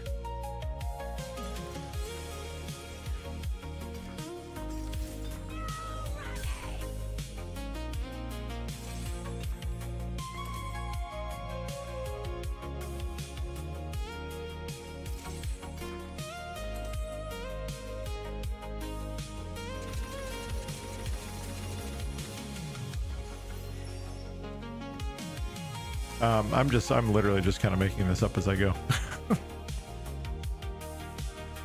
Okay. I really dislike how college has prerequisites, and at this point it's just paying dues. I want my education to be further in lab work. American history, as good as it can be, won't benefit me working in the lab. I can see that argument. I personally, and you know, this might not be a popular opinion, I think it benefits everyone, not just the person receiving the education, but I think it benefits everybody when somebody has a broader perspective on the world and they've got a more diverse amount of exposure to things in their lives. So sometimes I think while the prerequisites just kind of seem like a gate you have to kind of get through, I certainly think there's value in it, and I think it makes the person more well-rounded. And I think that's a good thing. Now, for the individual paying for it, yeah, it feels like you're kind of being scammed a little bit. I'd be more well-rounded. It would just be amazing in your career. Okay, well here, let's take an example. So, I am of the opinion that in high school, early on in high school, there should be required personal finance. So you don't necessarily have to get into finance. You do not need to have a finance degree. You don't need to be an accountant, but you should have exposure on how to be more fiscally responsible as a human being. Now, what you choose to do with your money, of course, that's completely up to you. It doesn't dictate how you spend your money or anything like that, but it does give you insight, say like, hey, if you start investing in an IRA when you're 18 years old and you join the workforce, guess what? You're going to be able to retire at a much younger age. That is not necessarily, that doesn't have anything to do with what that person gets into in their careers, but it aided them in becoming more well-rounded and more broadly educated.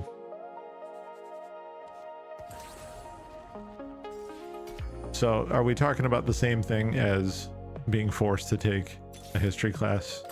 No, certainly not. But it's in the same vein. There are practical skills that people pick up indirectly by being exposed to certain things. And I think it just gives, like, the more perspective people can gain, I think the better. It generally makes people better neighbors and friends and partners, and that's very broad. That's a very broad stroke, right? But and when I say these things, I'm mostly kind of tapping into my own experience here, like my own experience in my own life. And I see it with certain people that I interact with who just haven't seen certain things in their lives. And it's not about having more money, or it's not those things. It's simply just having a wider lens to view the world. And when you can put yourself in someone else's shoes, it goes a long way in being able to be, I think, more productive in conversation, because you're able to meet somebody in the middle, not necessarily compromising your beliefs and your values, but you're able to, you have certain exposure and certain awareness to things that you wouldn't have had otherwise, that makes you more able to communicate more effectively with somebody who may not see the world the same way you do, right? You can take a step back from yourself. And I think that those types of experiences and having that more broader exposure to things goes a long way. And sometimes in order to get that, you have to corral people into doing those things because they wouldn't choose to do it on their own. I hope that makes sense. I know I said a lot of words there.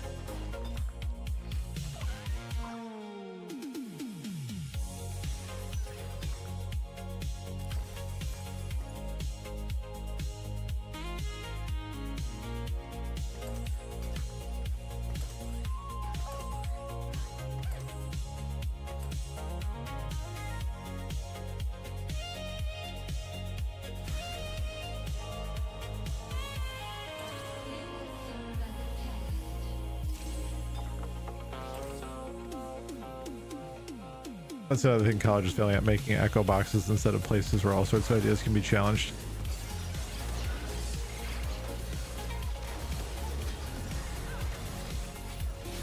It's currently just a very bad return on investment.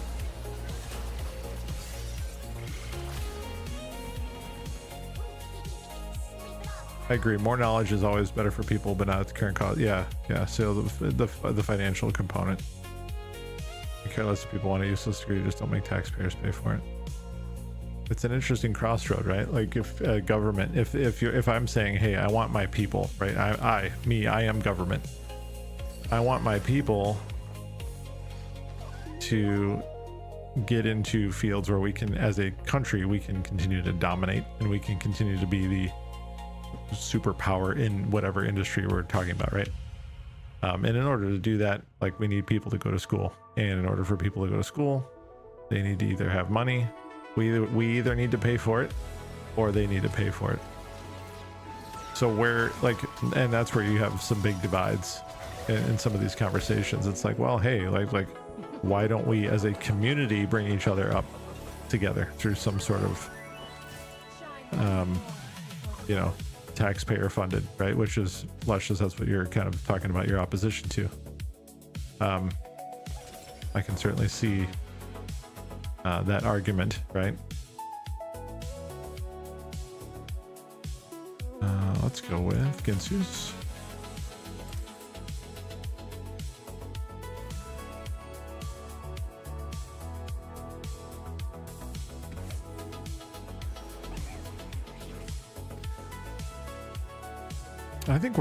I think as a society, we're more enabled and empowered to be open about our disagreements on things, much more so than we have in the past, don't you think? I haven't been to college in a long time, bear in mind. So my experience, my information may be outdated. I can tell you just in social media, for example, like everything's very polarized, right? And people are very glad to share how they feel about something. Like very happy to do that.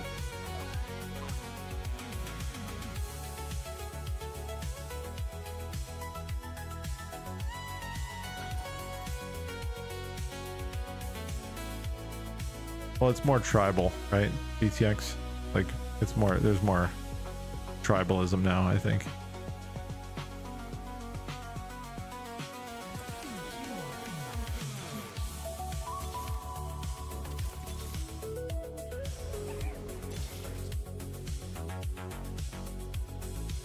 Cannot hide from me.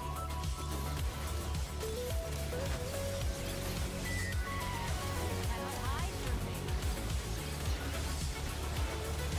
For the idea of getting rid of scholarships too, the schools adjust prices accordingly. I feel like politics created more closed-mindedness. Yeah, we talked about that. It's a little censored on a few specific topics, but not bad. Gotcha. Okay. I think more of that is like audience control tactics, right? Like it's not necessarily to like, hey, we're not trying to shut you down per se. We just like, this isn't the time and place, right? Like we just don't want to have a ugly situation that we have to unravel. Like I think that's generally what ends up happening in a lot of these. I could be wrong there too, but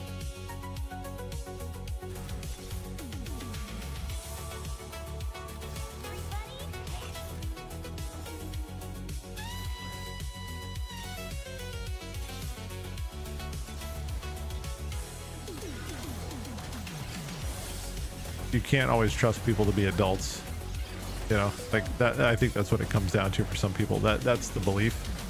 I can't trust you to make a reasonable situation out of this, and so I just have to take away your ability to do it, which I'm not saying don't confuse that with me saying that like I necessarily agree with that kind of thing. I'm just simply saying what I think other people, how they see it and feel. That's all I'm saying.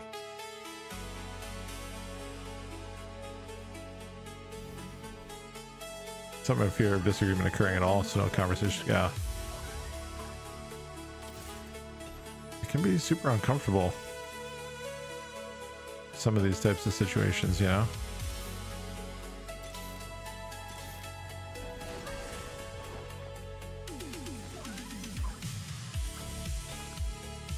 What is this?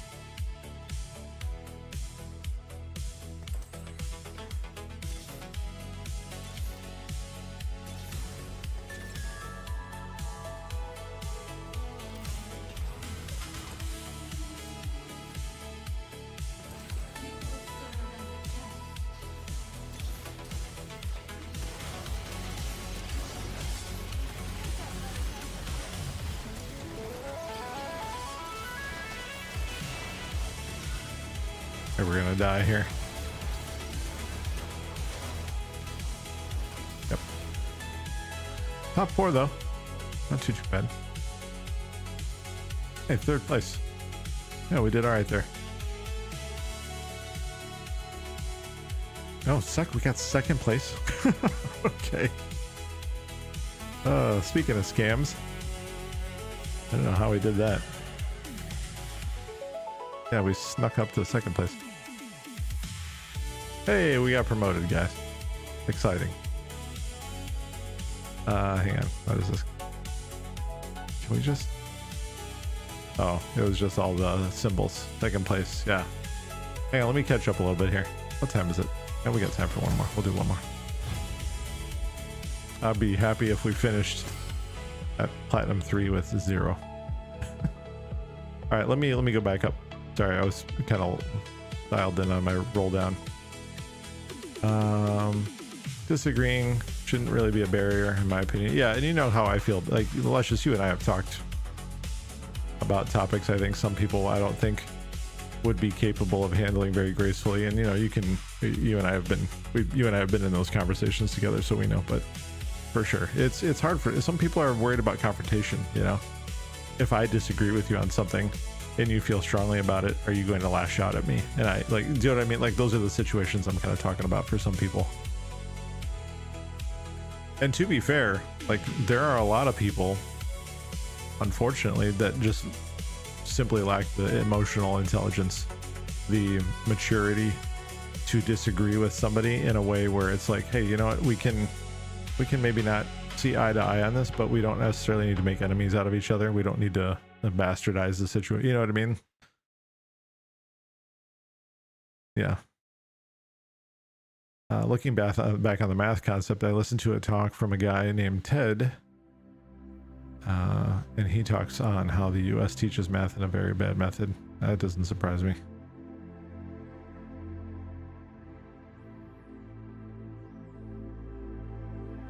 Yeah, Nightbot's a little bit wacky. Okay, I'm caught up.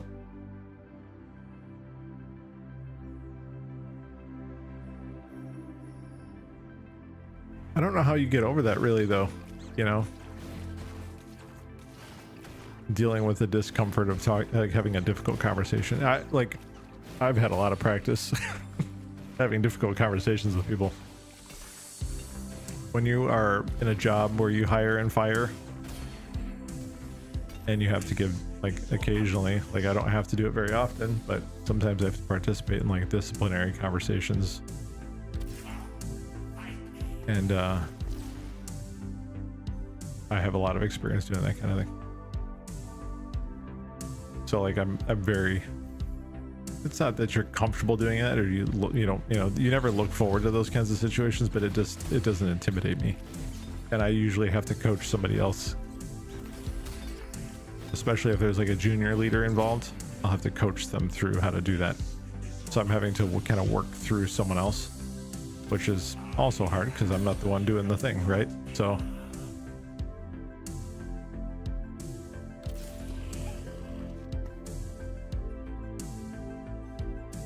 but yeah, it's tough for some people, you know. Somebody like, hey, I want to engage you, and I want to engage you in a conversation that is productive and constructive, but I'm nervous about how you're going to react. And maybe sometimes that person reacts poorly on certain things. Maybe they observe them reacting poorly to lesser situations. They're like, oh, I'm definitely not going to talk about this. I'm not going to talk about this thing with this person because I already know how they're going to react, or I think I know how they're going to react because I've just seen how they've been in this other situation. And that's a good, like, sort of comparison, right?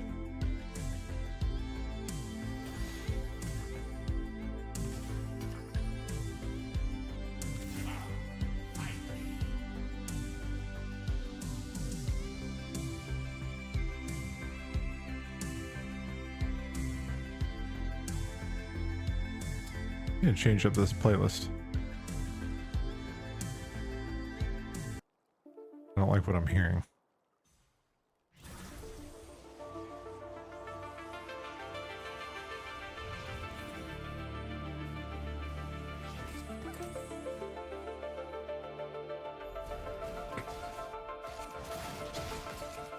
As far as the broader school conversation is concerned, I've never really given it a whole lot of thought because so my position was always, I expected to go to school. I expected to pay for my education. My family certainly wasn't going to be able to do it. I don't have that kind of family where they're going to be paying for my college. Like if I wanted to go to college, it was on me to pay for it. And so I expected that. That's kind of that's the environment I was brought up in, is that if you want to go do something, like when I turned 16 and I got a car, hey, if you want to get a car, you're going to have to go pay for it, and you're going to pay for your own insurance, and you're going to pay for your gas. Don't bother asking us because we're not going to give it to you. So like this is how I came up. So same kind of logic applied to college for me.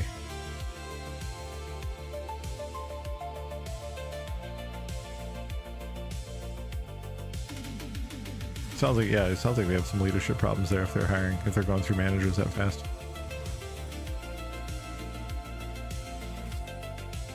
I think it's fine for a school to stop actual arguments, but I feel they're restricting the critical thought of students when they restrict conversations at all. Yes, I agree with you there, for sure. Yes. Philosophies within certain departments imposing those philosophies on others.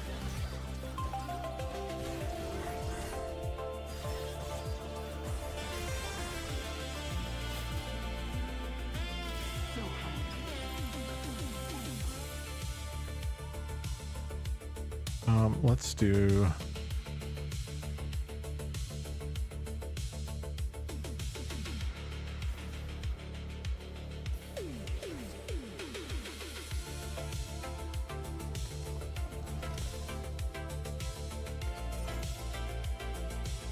that.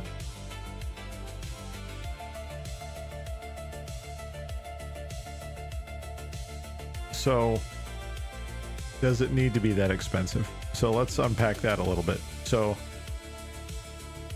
you're paying for school, right? Like, let's just, students are responsible for paying for school. It's cost prohibitive, right? For a long time, you could expect to go to college. I'm talking about like when I was a kid, right? Like, I don't know how old everybody is in here, like, with the exception of Luscious, who just kind of talked about it. You don't have to disclose. I'm going to be 43 years old. I grew up in the 80s and 90s, right? And I had the idea in my head always that when you go to college and you come out of college, you can expect to be eligible for a good job. And that doesn't mean that somebody's coming out and handing you one necessarily, like, unless you go to a school that has a really strong alumni program that supports that kind of thing, like deep partnerships with corporations, feeder situations, those exist, right? So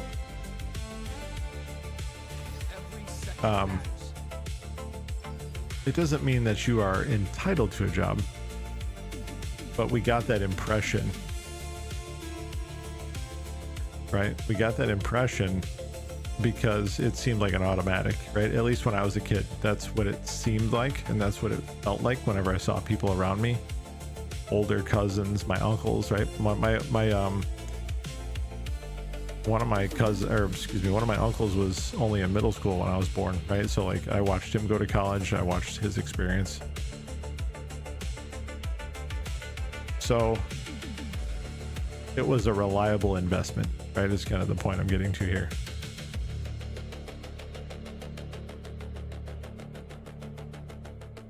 So some of that is subsidized in some way, right? So then you have scholarships, you have grants, things like that. That comes from various sources. Some of it's government money, some of it is from like state government, right? So when I say government, it could be two different buckets. It could be federal, it could be state. You also have alumni contributions at some schools. You also have corporations chipping in on some of that kind of stuff too, from time to time, place to place, so on. So if we're saying that students pay for it, if you want a good quality education, right? You don't go to college to not take anything away from it. You want to have teachers that are skilled and competent and effective, right? Those are all three different types of things, right? You can have somebody who's a deep expert on physics, right? But if they don't communicate well, your lectures, your content, material are going to be lost on students, right? So you need to have somebody who is competent, who is a strong communicator, all of the traits that I just mentioned, right? So is that person entitled to an elevated wage if they're really good at their job? If they're great physicists and teachers of physics, do they deserve an elevated wage?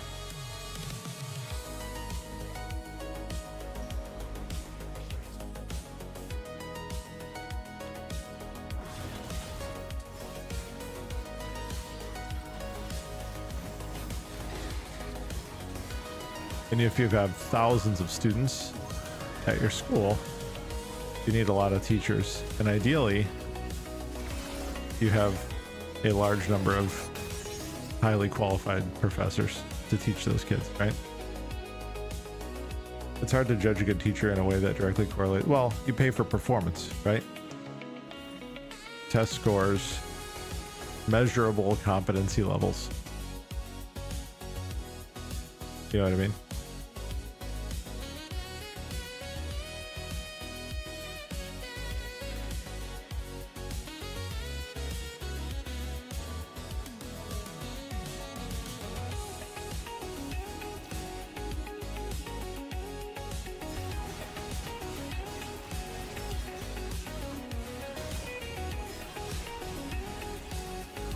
So if we expect to pay teachers, like we want to say, hey, we want to attract talented teachers. Well, now you got a bunch of expensive teachers to pay. You're not going to go to school with bad teachers, right? Okay, well, I want to go to a school and I also don't want to pay for it, or I don't want to pay as much, but I want a good quality education. Something has to give. So like, how do you solve? I'm at a research school and an expert in a field of study does not dictate good teaching skills. Yes, for sure. Dictate, yes. Yes, you can be very good. You can be a great, like I see this all the time, and I have to talk to people about this all the time. People who want like to get promotions at work. What are you doing to further yourself to be ready for that next role? And what are you doing to make it known, right? So like in a way, you're kind of having to market yourself. So you're having to do the work. You're having to demonstrate readiness for the job that you don't have, that the job is like the job ahead of you, right?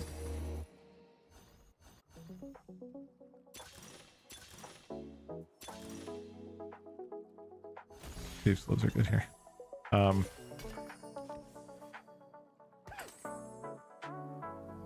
So you have to be able to do all of these things.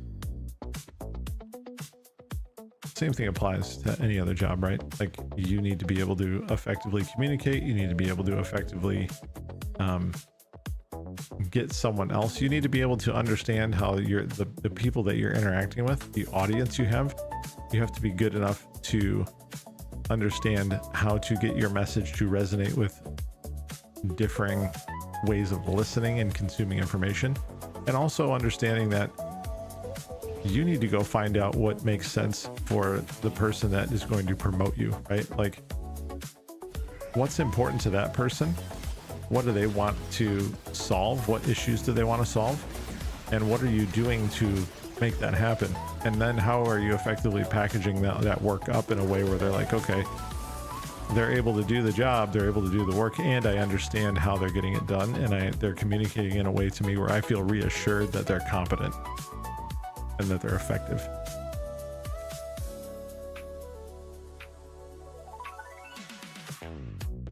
Money's already there, it's just restricted, tied off when I use education based assets. CSU has over 40 million sitting in an account. You can convince me that hasn't turned into a business as a primary function. You're probably right, yeah. Yeah, that's probably correct. I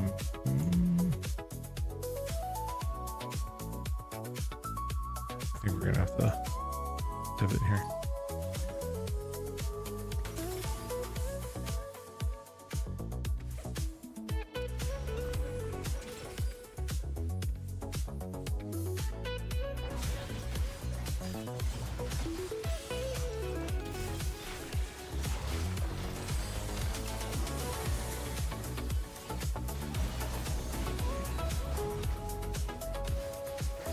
No, I don't mind it. I think it's just us, right?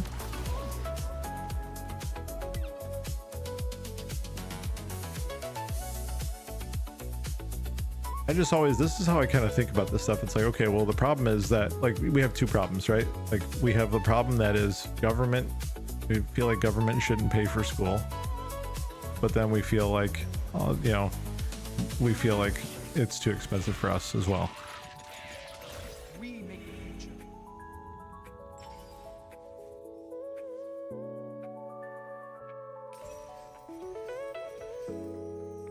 It's an interesting intersection, right? Now, then you can certainly poke holes at the institution and say, okay, well, like you just said, the money's already there.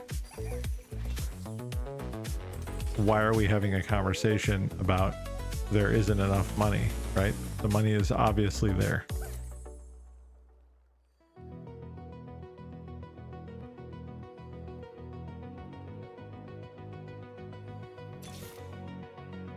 Here we go!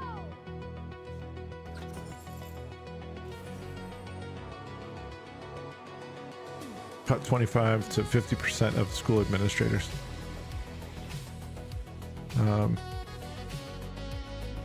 Maybe.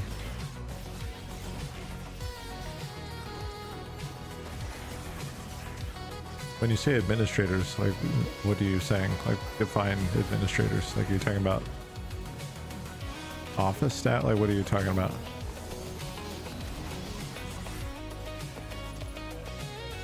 I'm not disagreeing with you, by the way. I'm just asking for clarification. Not disagreeing out of hand.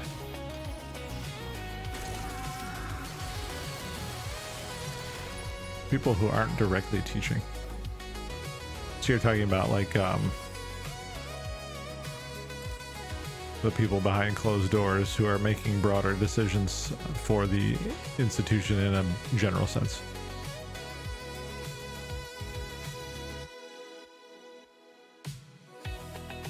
Director of Inclusion.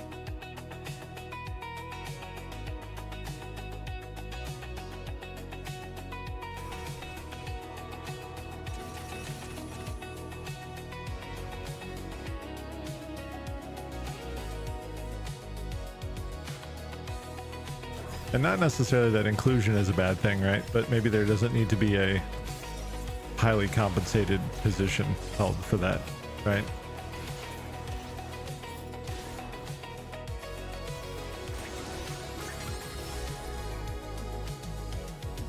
Like it's those big pumped up vice president of vending machines.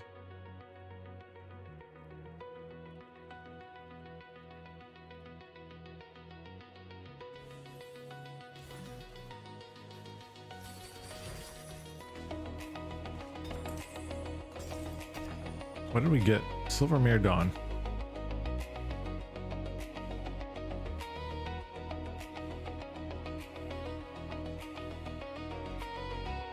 I don't know what this is going to be good for.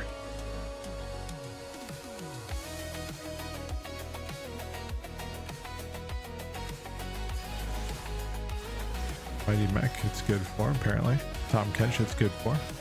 Okay. I see where you're kind of going with that.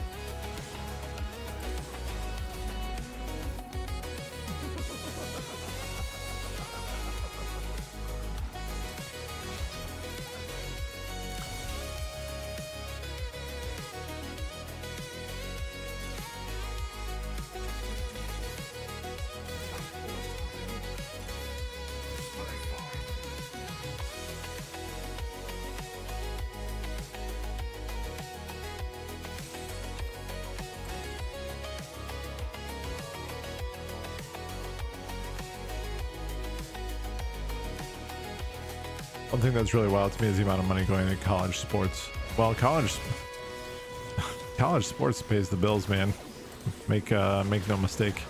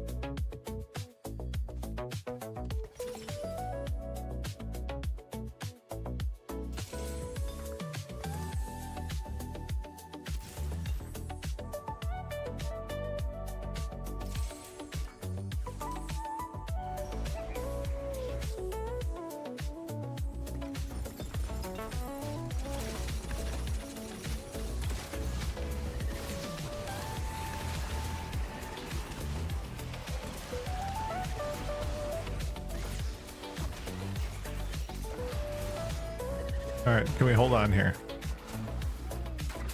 Oh, 3 health.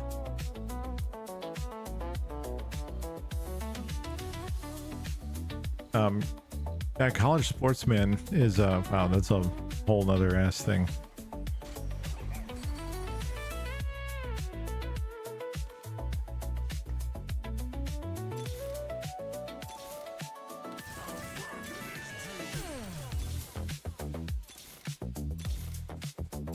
Yeah, let me find out how I'm gonna die here.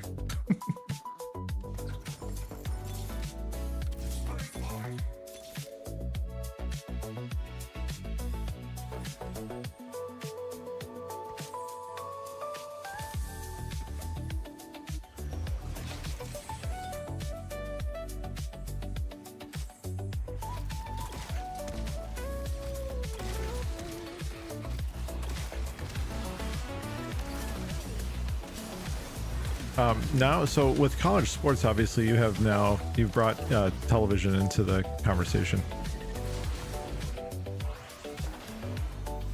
You know what I mean? You brought advertising and you brought NIL. Now you've got an entirely different situation you're covering now.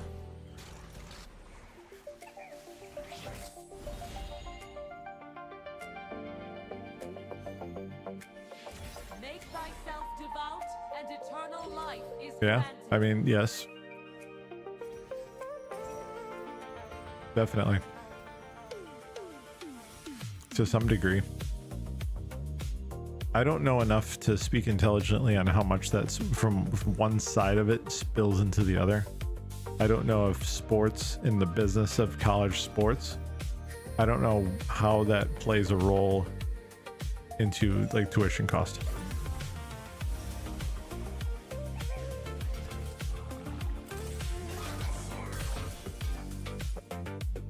I don't have that context.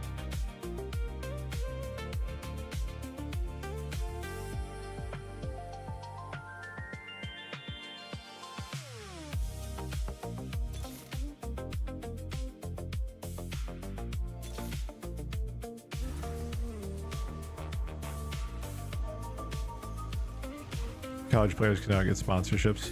Yeah, it's through NIL deals, name, image, and likeness.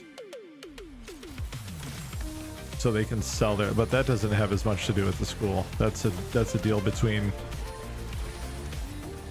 the individual and the business that is using their name, image, or likeness.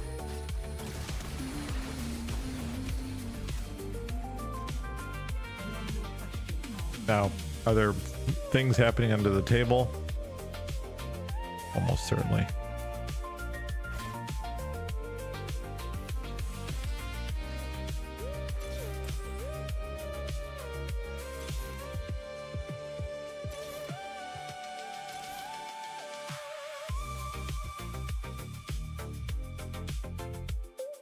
We do need this other conduit.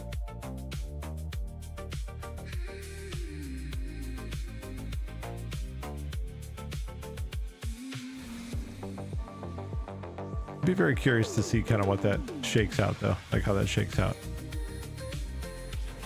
How much money does a school make from having a fantastic athletic program?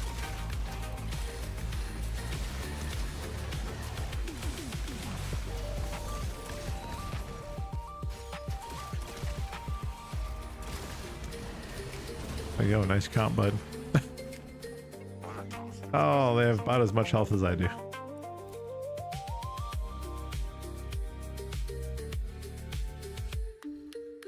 My mom said I have family in Texas who works with the university now. You got some inside information?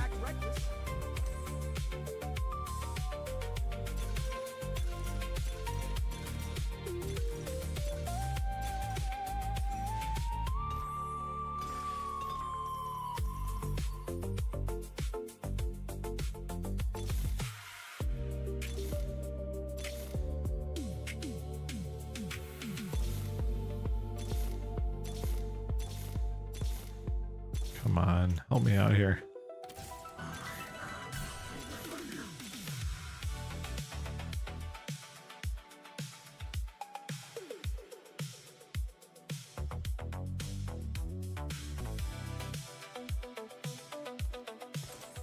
Let's do that for now. Oh my gosh, look at how big he is. yeah.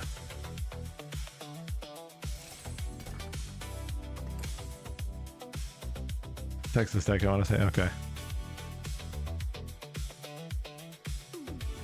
I mean, think about what that does though, you know, like when you have a school that's popular for sports, you have people who are wanting to pay big money for tickets.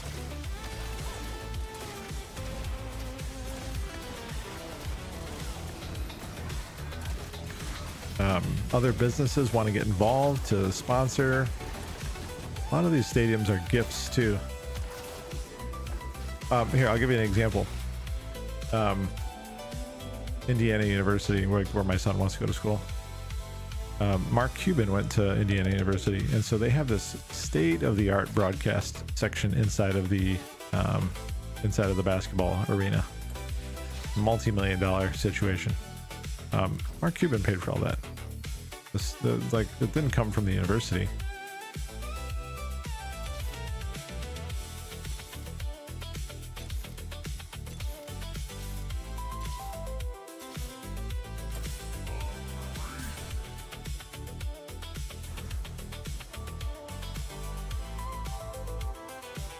What does it say? I mean, I don't know. I don't know for sure. I doubt a computer program is getting as much attention. Well, I mean, they're going to invest where they're getting a return, right? Which again, supports the idea that there's a business being ran here, right?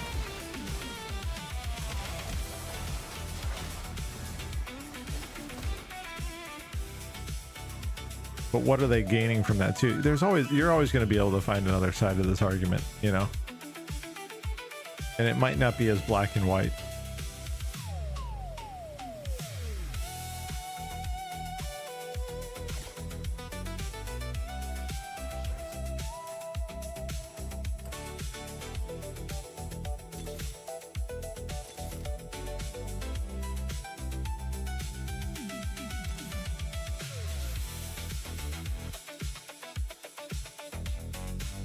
I'd go back to a school when there's one that sees higher education like I do. Well, there might be. But if you don't feel like you're going to get a return on your investment, then there's not a whole lot of point in pursuing it though, right?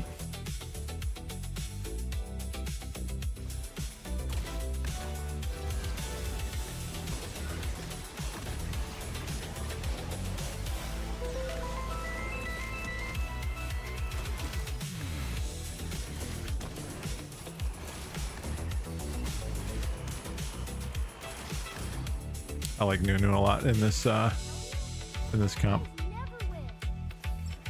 Let's make them notice.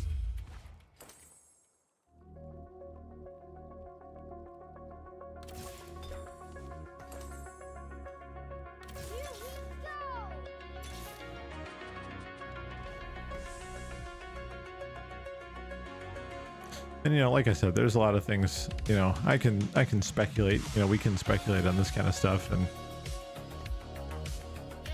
there's so much I don't know.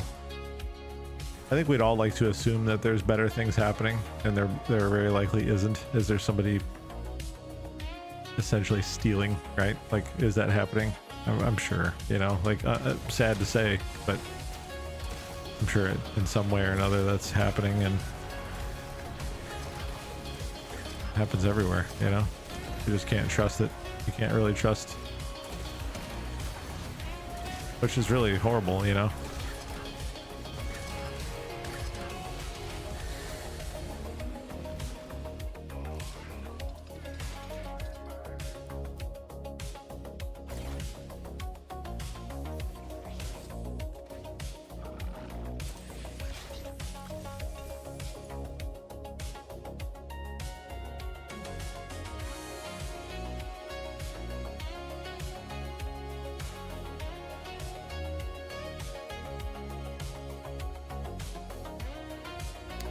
To see if I can get, well,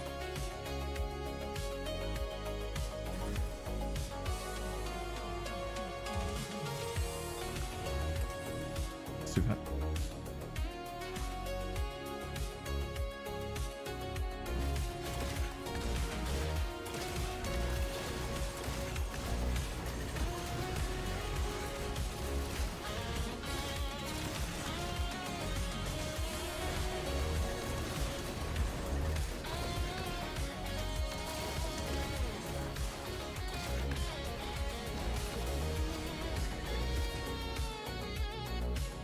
Oh, we barely squeaked by this one.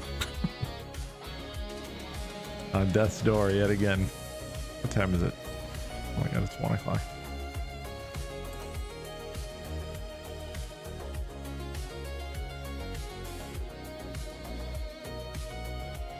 Appreciate the conversation tonight, guys. Not your run of the mill.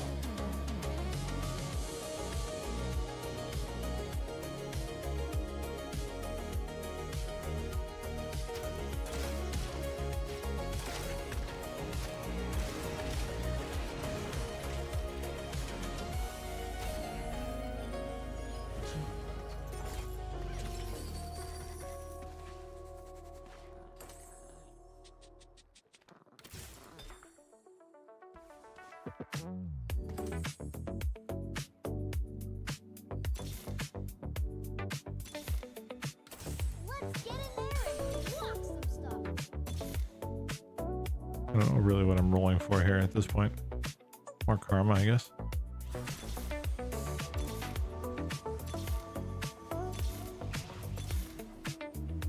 Well, we're not going to win this one, but I'll have a respectable placement at least, which is good.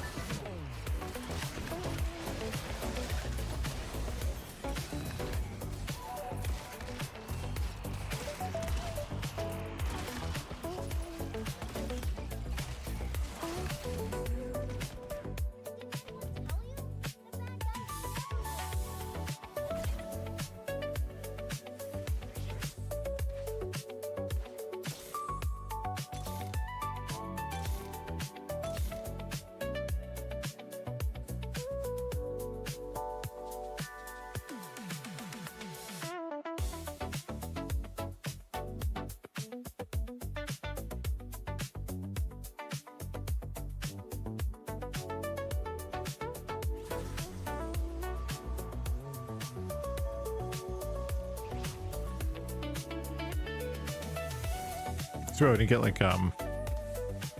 magic items here.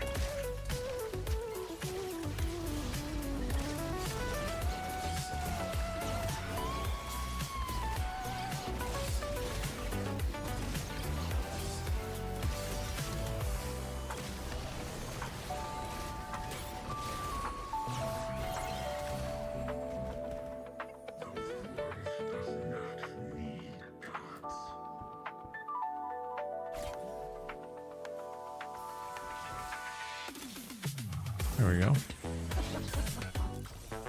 And a bunch of money.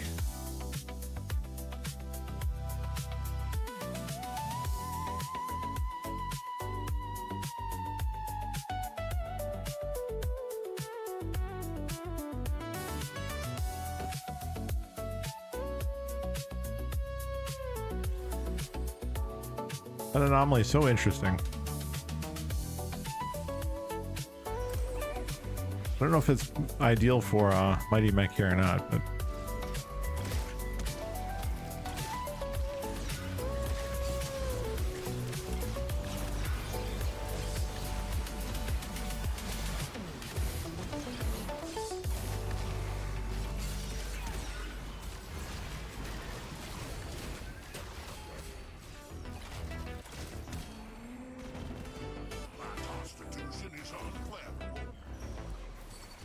Not quitting till it's right.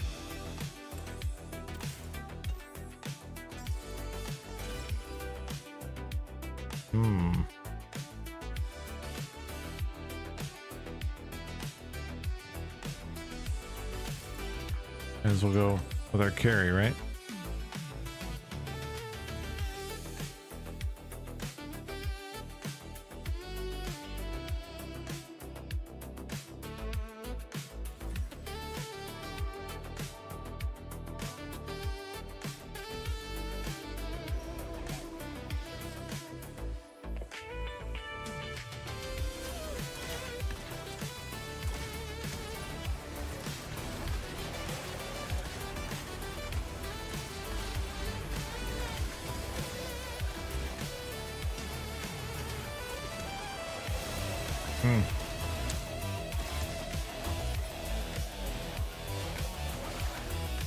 Well played.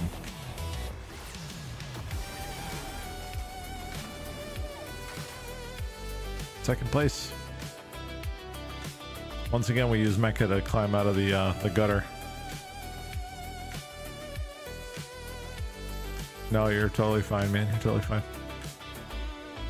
Oh, guys, I'm tired. My eyes are starting to cross. I know, not so bad. Actually, and you know what? We started at slightly less LP tonight, so it was a net gain, even though we didn't get to Platinum 2, but there's always tomorrow.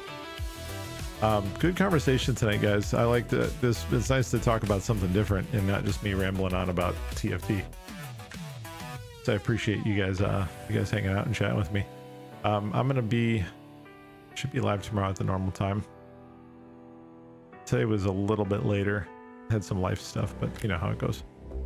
Yeah. Have a good day tomorrow, guys. I hope you guys have a good one. Have a great Thursday. I'll be live normal time. Probably with more TFT. We'll see if we can get to Platinum 2. But have a great rest of your night. See you guys next time. Take it easy. Bye-bye.